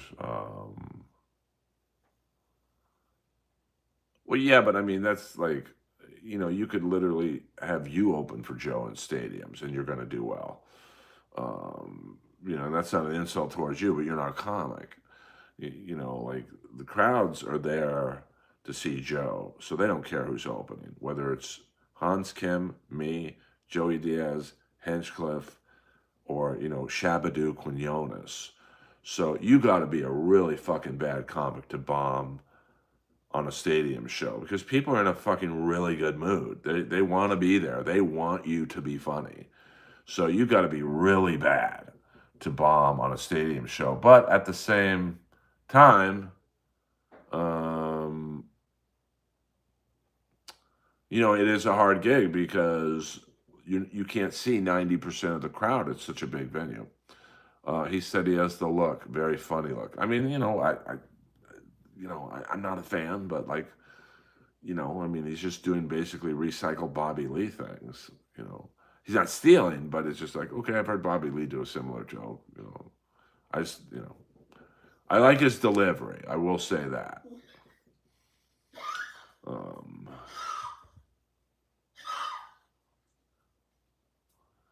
They get yanked very fast. But Kill Tony is not necessarily about stand-up. It's about the show. It's Roy Cohn, take a wee-wee. It's like, roast battle was not about who's the funniest. It's about who can hurt whose feelings the quickest.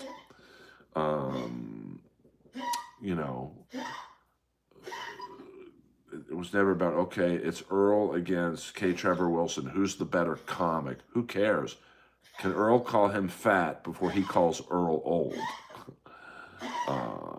So, it really boils down to that. And I think that's the same with Kill Tony. But, I mean, listen, the show's big. You can't deny it's big. There's no doubt about it. But, I've seen Kill Tony comics on Comedy Store lineups. It's not good. That's not me hating on the show. Lois be chilling right now. Hold on.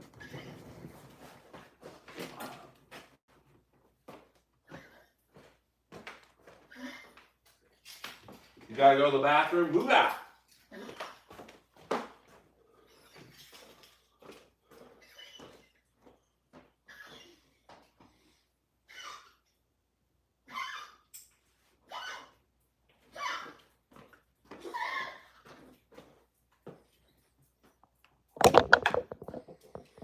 All right. Lois got to go potty again. So, I mean, and once again, in terms of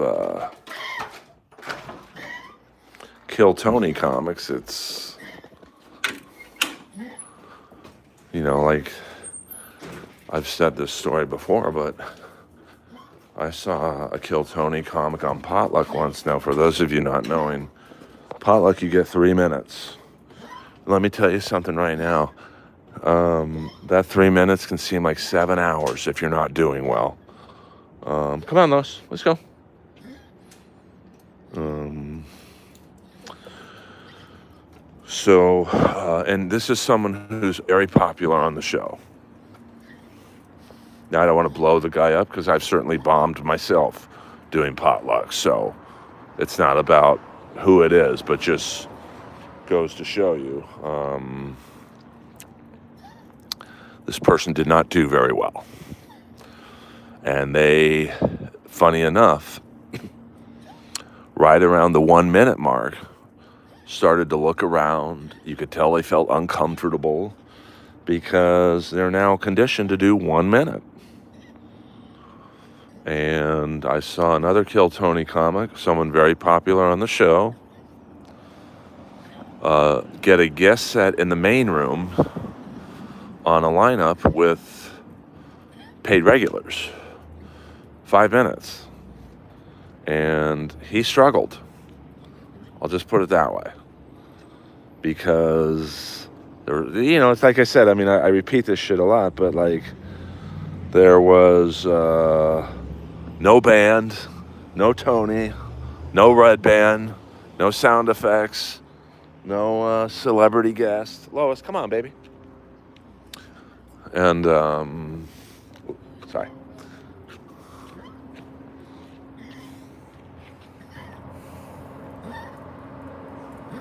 I mean, I'm not going to say who it was just because it doesn't really matter, but,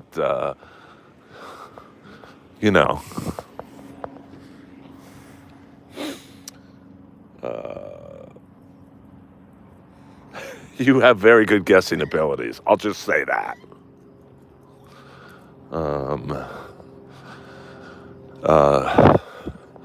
But this main room person, you get 5 minutes, and they're on a show where everyone's doing well. So you can't blame the crowd. You can't blame, it's, and, they didn't do well.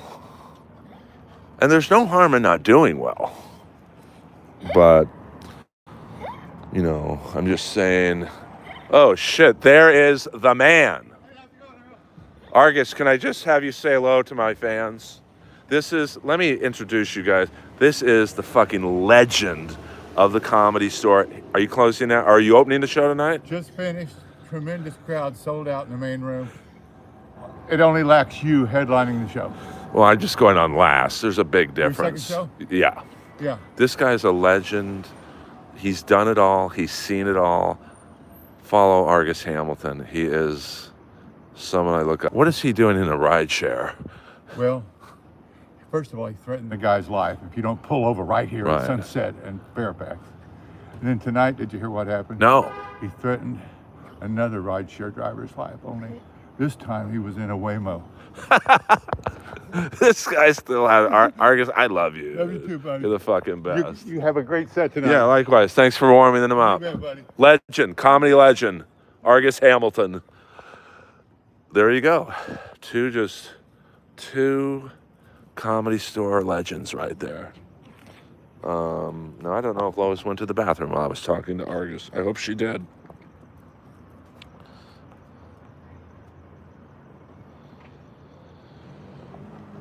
But that, man, I mean, Argus is truly one of the all-time, you talk about what ifs, like, he should have been a lot bigger.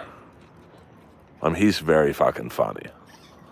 And I think he had, like, multiple appearances on The Tonight Show. I think at one point he had the most appearances on The Tonight Show. It was him and Tom Dreesen were like icons.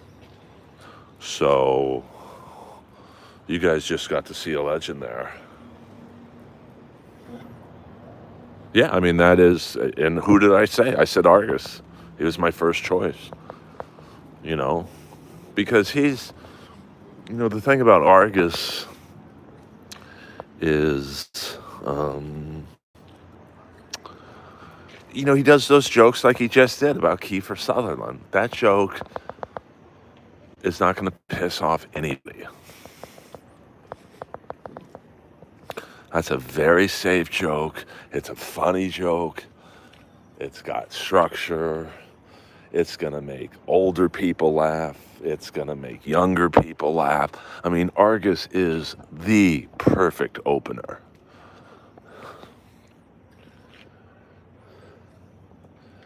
Like, if I had a big show, he'd be my opener. Because he's the perfect opener.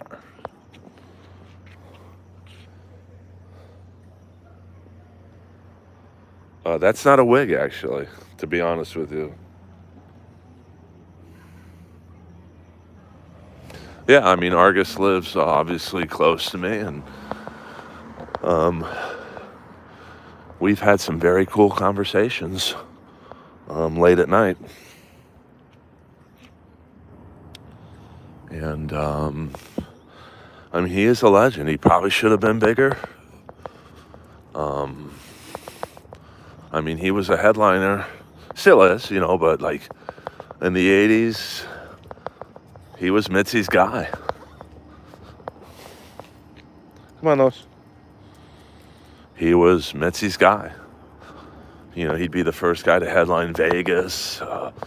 You know, he headlined the Comedy Store in Westwood. I mean, he's on TV a lot. I mean, I'm trying to think of, man, it's cold out here, so sorry about the shaky camera footage, but come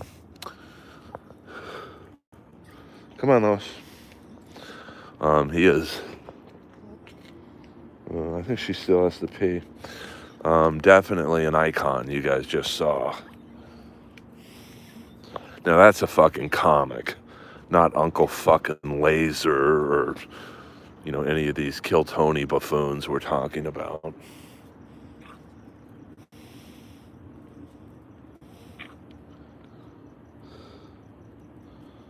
Damn, 49 degrees in Arizona, that's pretty fucking cold.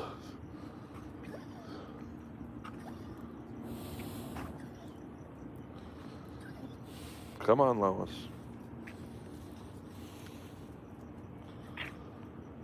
No, that's not a wig. I think she still has to go to the bathroom.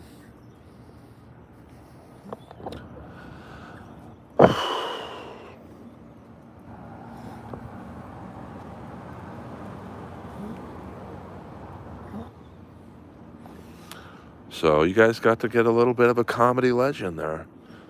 Or I should say 2 comedy legends, just talking shop.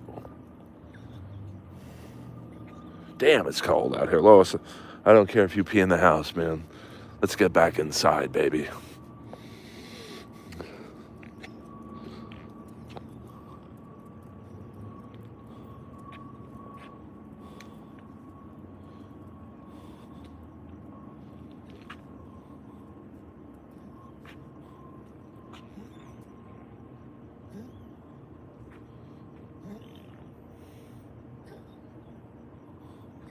Come on, Lois. Now, she might have peed when I was talking to Argus, but I don't know.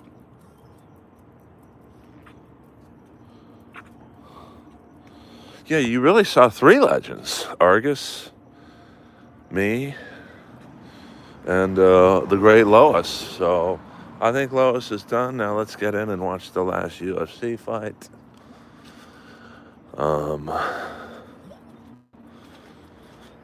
And call it a night. I will be on, you know, I kind of broke my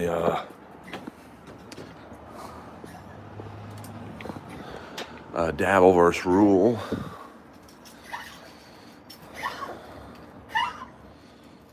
But I will be on Clown Town in about an hour.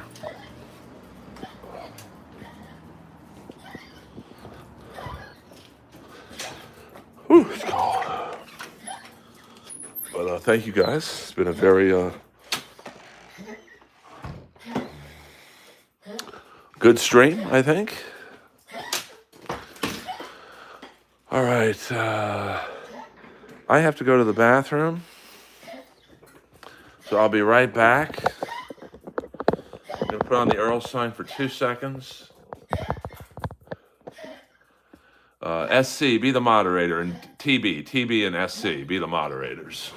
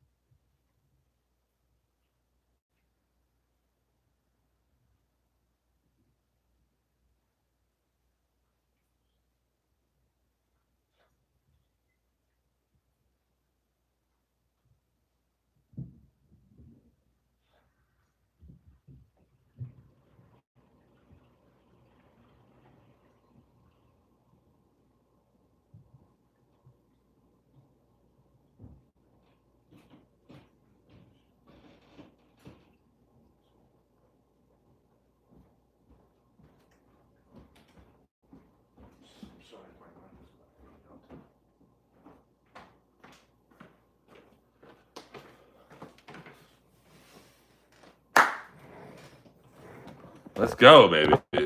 Skakel in the house. Yeah, I mean, I actually like it on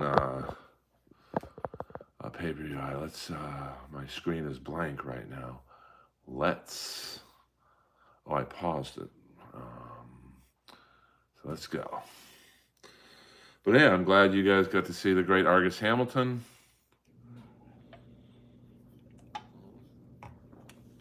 One of the true legends of Los Angeles comedy. I mean, the guy has seen and done it all. Trust me on that one. I mean, I actually think he used to be Mitzi's boyfriend for a second. So that is of note too. All right, let's go. Where is No, I don't want to watch Landman. I want to watch the UFC fight. All right, watch live. Okay, here we go. Let's go, baby. I mean, Gaethje looks like he's already taken a punch, so I don't know if that's good or not. Yeah, this is going to be a nice brawl. I mean, Gaethje's tough. I love the way this guy fights. He is literally like, he is the UFC Tex Cobb, man. Hit me, bitch, because I'm going to hit you back. Got a solid head, too. I mean, I'm sure these guys take a few bips. Now, why is this an interim title? Who left the division or something? What happened to the champion?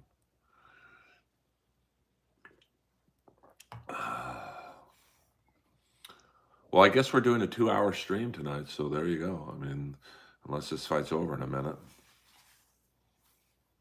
Tex Cobb was great. I would say Tex Cobb's finest work. Great in the 2-part episode of Miami Vice, but I guess he was only in the first episode. Playing Mark Breland, great U.S. Olympian, his trainer in the show. Raising Arizona, he was great. Blind Fury, he was good. Uncommon Valor is probably his best work. Because he looked like a Vietnam vet. Uncommon Valor is actually my favorite war movie. Now, most people wasn't in Islam, but what happened to Islam? You know, I don't watch really the UFC anymore, but I definitely will now because I have Paramount Plus. So, yeah, I mean, Tex Cobb, I don't know why he doesn't act anymore. So here we go. Oh, okay. Thank you, Sean. I was out of the loop there. All right, 37 years old against 31, 5'11", 5'10", 155 versus 154. Patty's got a 3-inch advantage. Gaethje 26-5. Pimlet 23-3. So they're the real deal. I mean, this should be a great fight. How would Ron Lyle do in the UFC?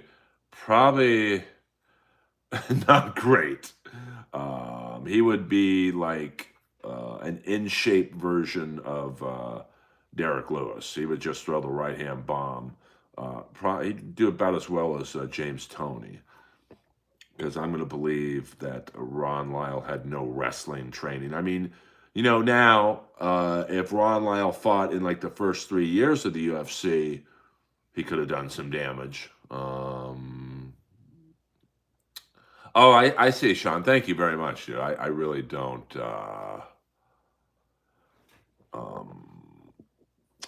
It's been so long since I've actively followed the UFC. Oh, staph infection. That reminds me of the time Kevin Randleman had that hole in his fucking ribs from a staph infection and still fought in Pride. That's how crazy the Pride was. It let a guy fight with staph infection. So thank you, Sean, very much for that. Buffer's brother. Yeah, he is a bit much, but he is the UFC. Bring back Mike. Was the guy's name? Who was the first announcer? No, he wasn't the first announcer. Mike Goldberg. Yeah, I mean that was crazy. I mean foot stomps, soccer kicks. Thank you, Articulate John. We got Sean. Are you a new into the Earlverse? I don't recall seeing your name in here, but welcome aboard. I mean, Pimblett looks pretty serious. He's not really fucking around. Gaethje always looks serious.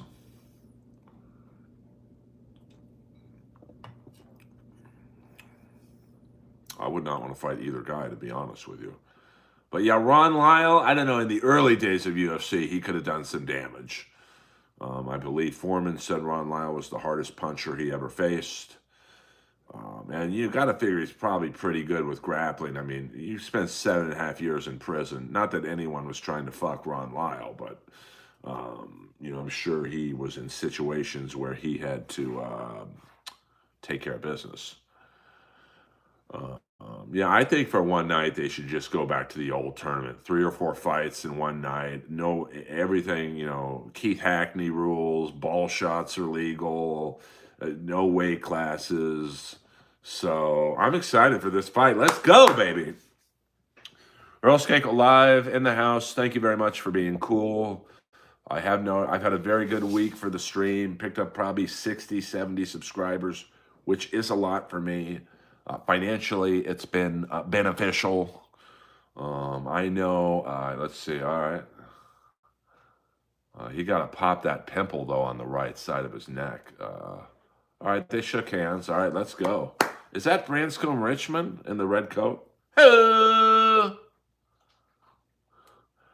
Yeah, I mean, Ron Lyle, he's definitely my favorite heavyweight fighter of all time. I mean, he just got tired when he fought Foreman, and he was beating Ali on the scorecards, and he got tired. And then he probably, I mean, I still think that there should be a movie about Ron Lyle. I mean, killed someone, 7 years in prison, has great fights against Ali and Foreman, beat Ernie Shavers, and then becomes a security guard in Vegas and kills someone else. I mean, I don't know what the end of the movie would be. You got to have that hook. But here we go. All right, both guys being cautious, both setting up for rights. Oh, nice punch there. I mean, Pimblett's the real deal. I mean, but so is Gaethje. A guy's tough when he's got his name across his back. It's not someone I would want to fight. So let's go. I mean, they both look in pretty good shape.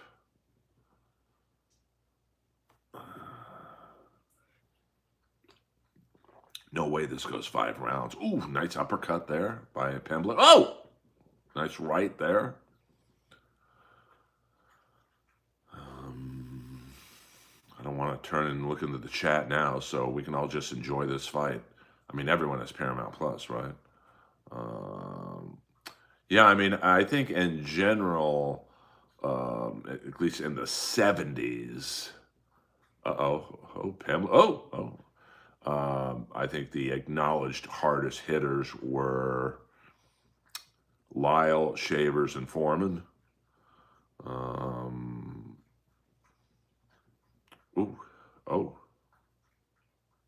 Whoa!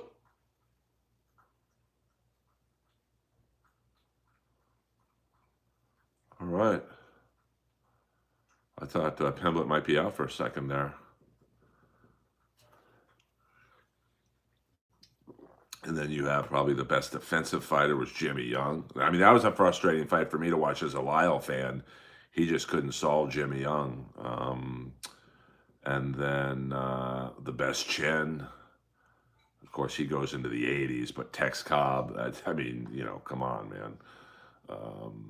And then I'm trying to think some of the other power punchers. I mean, Jerry Cooney had a good punch, but, outside of that, he wasn't the best fighter. Obviously, you get into the mid-'80s, you got to go with Tyson. And, I mean, there was that weird period of guys like Michael Dokes. Good Amazon documentary on him. I don't know if it's still on there, but Oh, Jesus, Pimlet with a nice. Pimlet's not fucking around. He's. Oh, here we go. Here we go. Gaethje looks a little tired already. That's concerning. I'm not saying I'd be energetic. I'm not. It's not really a critique. It's more of a just an observation.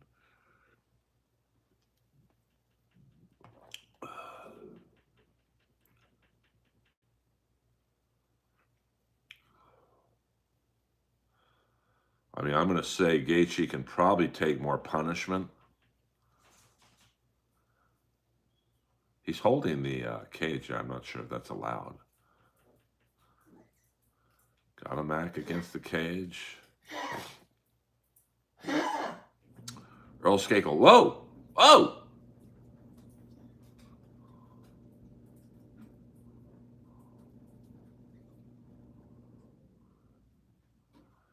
I mean, Gaethje definitely looks the more tired. Pimlet likes to throw that right uppercut.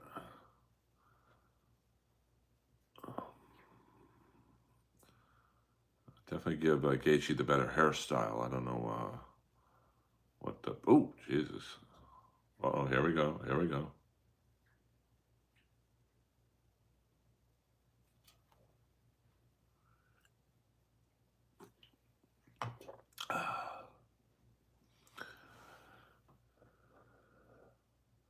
Oh, pal, you gotta, what up, Eric? You gotta check out Ron Lyle. I mean, do yourself a favor. After this stream is over, which will be as soon as this fight is over, check out Ron Lyle versus George Foreman. In my opinion, it's the greatest heavyweight fight of all time. 4.5 rounds. A prime George Foreman gets knocked down 2 or 3 times. Foreman knocks Lyle down a couple times. I mean, it's really an amazing, amazing fight. Just no defense. It's like watching Rock'em Sock'em Robots with 2 black guys. So check out. You will thank me. Everyone I've turned on to this fight was like, I've never seen this fight before. So, I mean, was there an eye poke? I didn't see an eye poke, but you know, Pimlet doesn't seem like the type that would fake it. So, whoa. So good fight so far. I mean, I don't know. I guess I'd give it to Pimlet. He seems to have landed more significant strikes.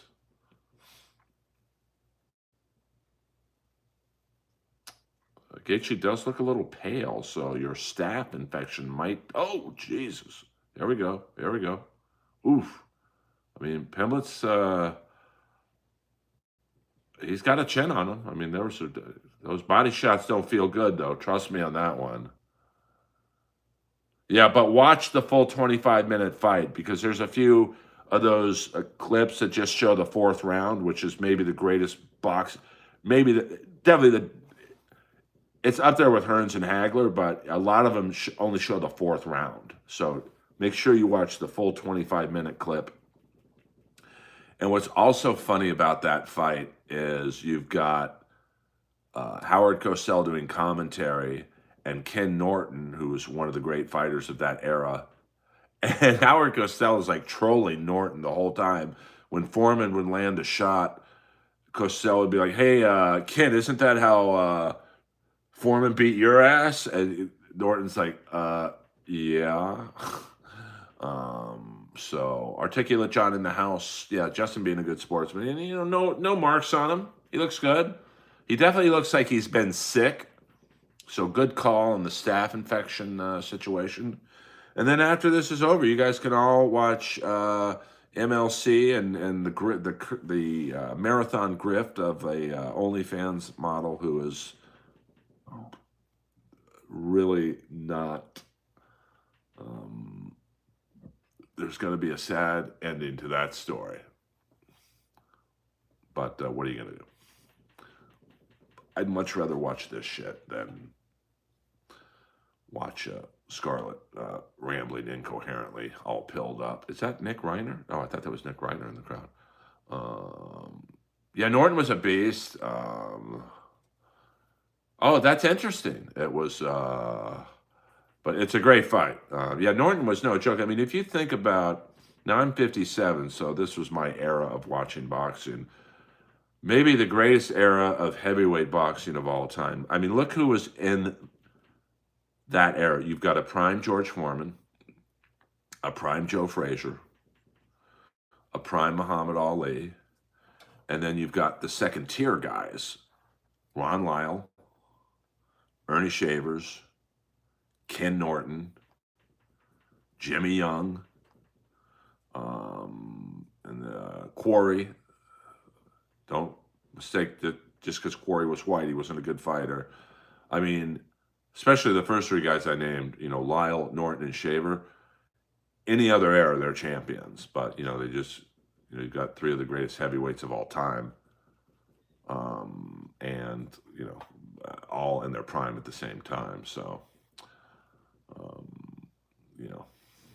I mean, Norton was, didn't Ali break his jaw? Or did he break Ali's jaw? I forget. All right, so pretty good fight so far. Whoa. Imagine just eating a leg kick and the other guy goes down.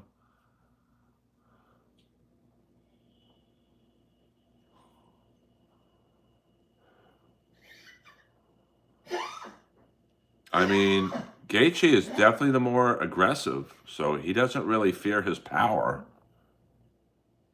Is that Bill Burr? Or no, that's Jimmy Smith, I think. I thought that was Burr next to the guy.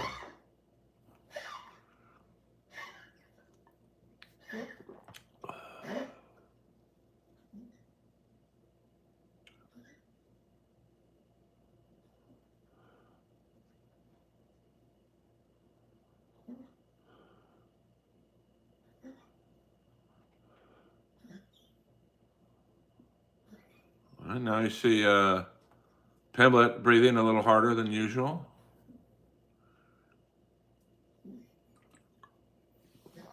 So they've landed about the same amount of strikes.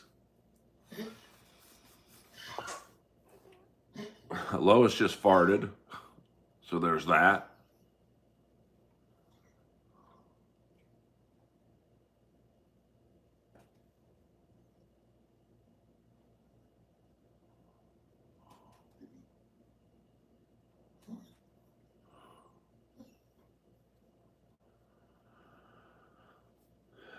I mean, Gaethje is definitely being the more aggressive of the fighter in terms of walking Pimblett down. But he's not over swinging. I mean, the greatest three heavyweights of all time. I mean, I would say Tyson, Ali, and Larry Holmes. Now, a lot of people, that was a fart. That was Lois, to be full disclosure. That was not me. That was Lois. Larry Holmes doesn't quite get the credit that he should get because he really didn't have a great rivalry. I mean, he's pretty much known for the Tex Cobb fight. And there just wasn't a lot of great fighters in that era. Like Frazier, Ali, and Foreman had kind of gone away. And then you were left with guys like, Pinklin Thomas, Bone Crusher Smith, John Tate, guys like that, Michael Dokes, Mike Weaver, was another guy who I thought would have had a longer run. Oh, watch out. I mean, I would not want Gaethje on top of me, but Pimblett seems like he's pretty skilled. Is that Jim Gaffigan on the headset? He just cut him with that one. Yikes. Yeah, I mean, Leon Spinks was good. I mean,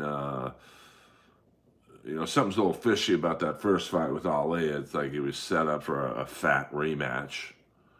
But, here's a funny Leon Spinks story. So I was at, I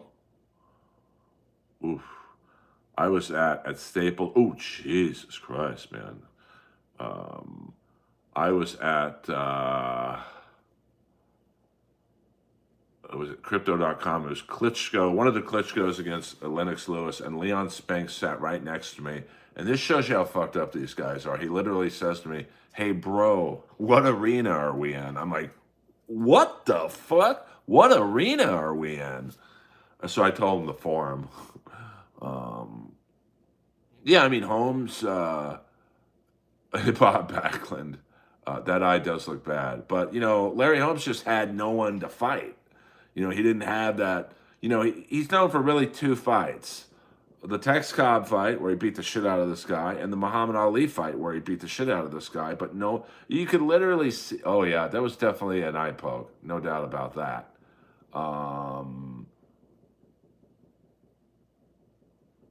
He's also known for, he was crying when he was beating up Muhammad Ali. So, you didn't.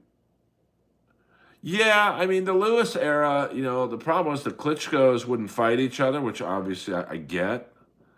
Um, and then you had, who was it, John Ruiz. He was a pretty tough dude. And this Mexican dude who could take unbelievable amount of punishment. Fuck, I wish I knew his name. Iorga or something. Fuck, I wish I knew his name. I think the Goosens trained him. I went to high school with the Goosen family, the great Joe Goosen, the Goose. There's a funny Joe Goosen story that I can tell while watching this. I did a TV pilot with Rob Schneider and Joe Goosen, and basically the plot was Joe Goosen is like a Tony Robbins like type motivational speaker, and we were talking about me having stage fright at the time. So he puts me in the ring with his 4 champions, these lightweight champions, flyweights. I mean, they were tiny guys, but you could tell they were all fucking kick-ass fighters. And they all said after our sparring session that I was the hardest puncher they'd ever been against. Hello! And then Joe Goosen gave me the most awesome pep talk. Because at the Irvine Improv, at least at the old Irvine Improv, you got the green room and then a little waiting area and then the stage. So him and Rob were talking. So I go in the waiting area because I was just really nervous. And Joe came through those doors, and for about 3 minutes, it was like Apollo's trainer saying, "You're the man, you're the best. This bum doesn't even belong in the same ring with you. I want you to stick him. I want you to move." And I had probably the best set I've ever had in my life, thanks to Joe the Goose Goosen, who I believe also trained Andre Ward. He was another guy that kind of I thought should have had a longer run. I guarantee you if Pimblett loses this fight, he's going to say the eye pokes were a determining factor. Earl Skakel live, Saturday Night Live. I'll be on Clown Town. I'm not going to be on that long. I kind of feel bad for the guys because they were like, "Do you want to be on with this person?" I'm like, "No." "Do you want to be on with that person?" I'm like, "No." I'm not really a Dabbleverse guy anymore. So, I felt bad. I was a little demanding in my rider, if you will.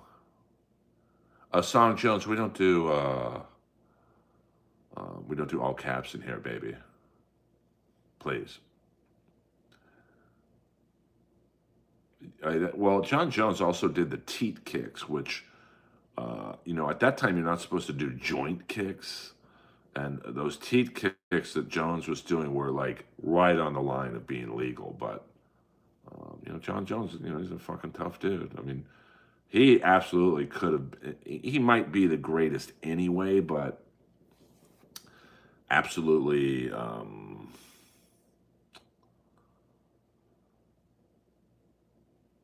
if he would have had a more well-rounded brain, probably would have been the greatest of all time. Like he would have been like the Tiger Woods of MMA. Look at him in the heavyweight division. I mean, he's not really fighting much anymore. Ooh.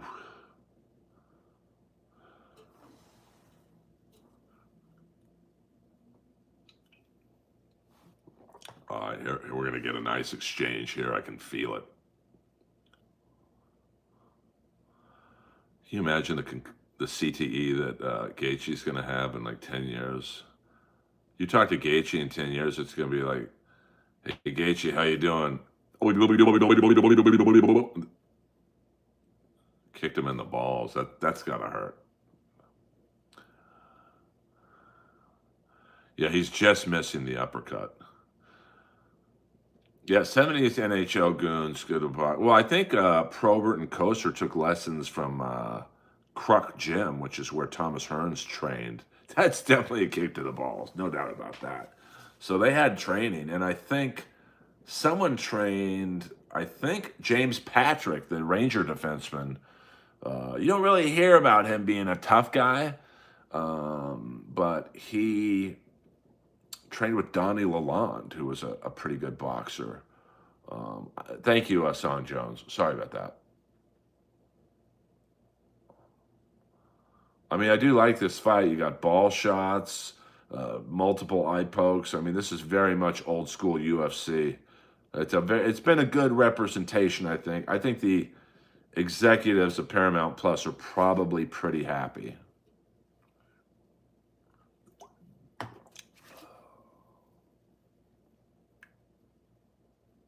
Nice kick there to the chest.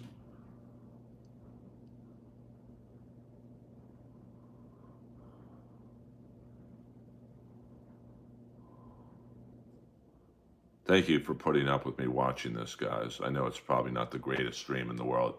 If you guys feel like going to MLC and watching that shit, go ahead. I won't take offense. Please hit the like and subscribe button for the new people in the stream. And for the new people in the stream, I typically don't watch a TV show as I'm streaming. Well, here's the thing that I think hurt the UFC is like, you know, they just lost the star power. They had so many stars at one time. You had McGregor, Rousey, you had Lesnar, you had Cain Velasquez. So I thought the Hispanic market would be great. You had Johnson, and then they all started losing. McGregor, and McGregor's great, but you know when you're losing, you know, Anderson Silva. So they had all these stars in their prime, which is right around when they sold the UFC, you know, which was a brilliant decision. But now they don't have stars. They have good fighters for sure, but they don't have stars. So, you know, like I don't think Pimblett's a star. He's a very good fighter, obviously, but you know, they don't have that one guy who can sell a pay-per-view or a girl. So, you know, the UFC is kind of like the NBA, you know, where, you know, and the NFL to a degree is, you know, those leagues are built on stars. You know, hey, watch a Pittsburgh Steelers game because you like Aaron Rodgers. You know, watch a Denver Broncos game because you like Knicks. And I think right now the UFC, it's like watch the UFC because you like good combat sports. There's really not a guy or girl, in my opinion, that makes you want to watch it. Now, this is a great fight. But great fights don't sell the sport. Great fights keep you, but they don't get you to watch it in the first place. Yeah, I mean, Aminko, Fedor was, you know, it's just too bad his prime years were spent in Russia and in Japan. You know, I would have loved to have seen Fedor fight Barnett and Couture and Mir and all these great, you know, I mean, there were so many great matchups for him. Instead, you know, he comes over to America and he's fighting Brett Rogers, who literally worked at a fucking discount tire store like 4 months before the fight. So, you know, I think Fedor's American career was wasted. But, you know, what are you going to do? Yeah, absolutely. I mean, but I mean, if that tells you know what I'm saying, like, you know, Aaron Rodgers, you know, every Steeler story this year, for the most part, was based around him or DK Metcalf. And boxing's definitely the same. I can't name one heavyweight right now. I mean, there's Wilder and Fury. Ooh, that was a nice fucking shot. I mean, this kid Pimlet's tough, man. But there's not a star like obviously in the Tyson era there, which you wanted to watch him. You would pay to watch him just kill these guys. You would pay $100 for a pay-per-view, even though you knew, all right, it was going to be over in 2 rounds. When you paid $100 to watch Tyson fight Frank Bruno, you knew it was going to be over in 2 rounds. Or Michael Spinks, who was shitting in his pants, as he was walking to the ring. But for the record, I would be too. Same thing. In the 70s, you lucked out because you had Foreman against Ali, you had Ali against Foreman, you had Foreman against Frazier. You had the 3, arguably, not including Tyson, another ball shot. You had 3 of the top 5 heavyweights of all time in their prime. So, no, this is not heavyweight. Well, but I mean, Pell, you would do that because, it was a spectacle. So, and these 2 guys like each other. That's also taking a little bit away from this fight. Be better if they didn't like each other. You could tell they respect each other. I don't want to watch that shit. I want to watch 2 guys who hate each other.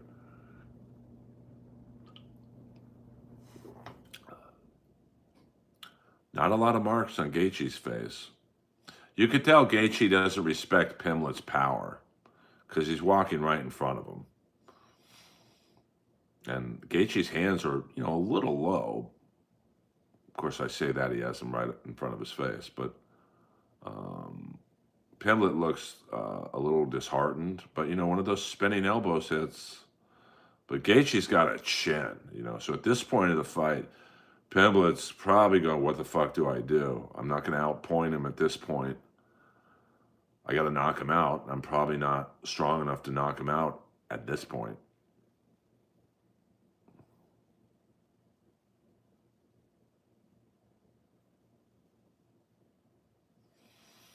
Oh, I mean, I had a friend of mine who was a billionaire, or his dad was. His dad had an elite. Remember the old school days of the very first run of DirecTV? You had the credit cards, as you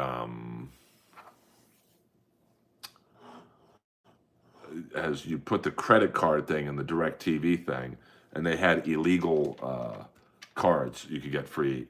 My friend who was a billionaire, his dad was a billionaire. Had illegal credit cards. Let me see here. A Fat Toast, $5. Thank you very much. Did you ever get a chance to see the Ryan O'Neal versus Luis Gomez from back in the day? I did. I don't remember a lot about it, but let me tell you this much. I mean, Luis Gomez is a very big dude, very strong. But one night, me and Ryan O'Neal were fucking around in the parking lot of the Comedy Store, and he put me in a plum clinch, and I couldn't move. Now, physically, I'm probably a lot stronger than Ryan in terms of like a gym setting, but I literally could not move. So O'Neal did pretty good, I thought. It's on Paramount Plus. Yeah, Alvarez, and Bud Crawford, that was a good fight. 2 stars.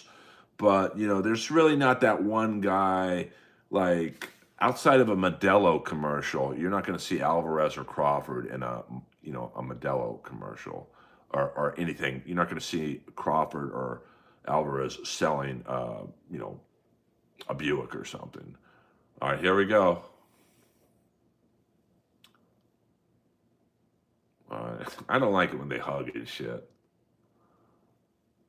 I mean, I've got this fight 3 rounds to 1 Gaethje. I might give the first round to Pimlet. Thank you very much for that super chat.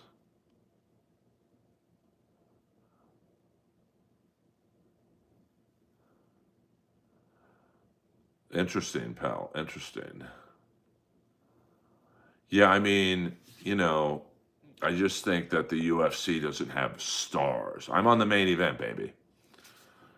There's just not that one person, male or female, who moves the needle. Like, with Rousey, you had, I mean, she was a star.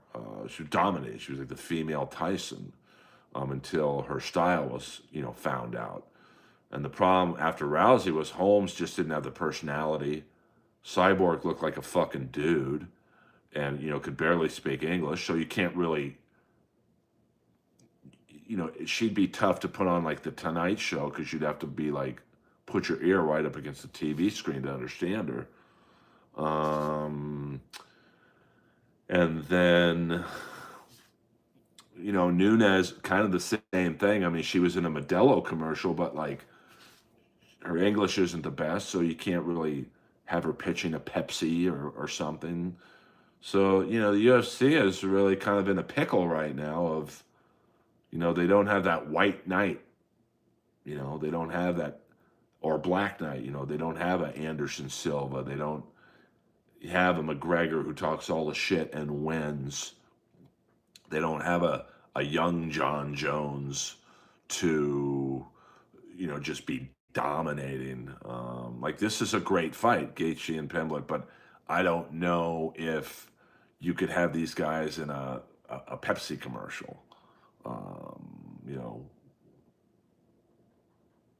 I don't want to say the fighter's name, but I know my friend who's a manager is managing a UFC fighter who's very popular, but they just can't get this person work because they don't have the acting chops. So they're struggling with, because the theory is, hey, this guy's popular in the UFC, let's get him in a movie, and UFC fans will watch the movie, but his acting is a little stiff, to be honest with you. I mean, I don't know if Angle would have dominated. I mean, certainly he would have in the wrestling vein, but if he didn't have the chance to take someone down and he had to take rapid fire, he might get knocked out. But what the fuck do I know? I mean, I really thought the James Tony Couture fight, I thought Tony was going to win. Because in my mind, I pictured the bell rings, Couture shoots for a double leg, and Tony, known for his timing and power, would just time an uppercut and knock him out. And you could clearly tell as soon as Couture got him on the ground, Tony gave up.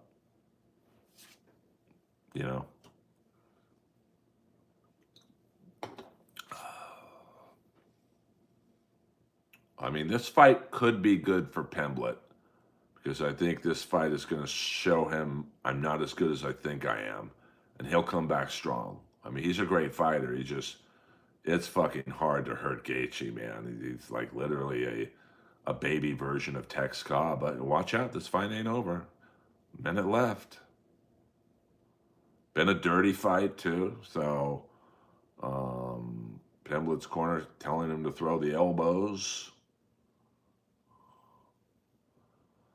I mean, it's crazy. And, Gaethje's like fucking Ty Domi, man. He takes direct shots to the face. He doesn't have a cut on him.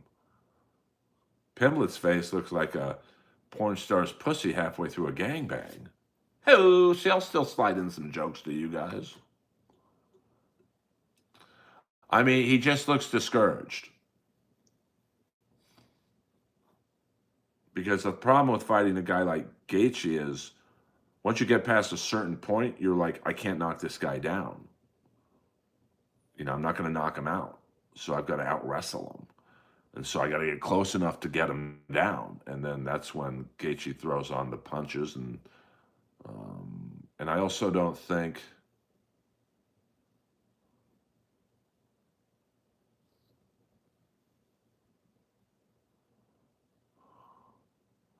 Well, that's a great fight.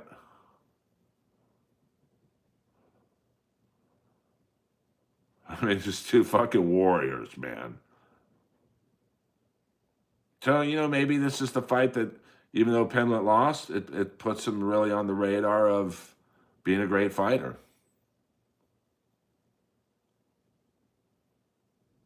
I thought he took a ball shot, maybe. Is that Jakey Lee in the red coat?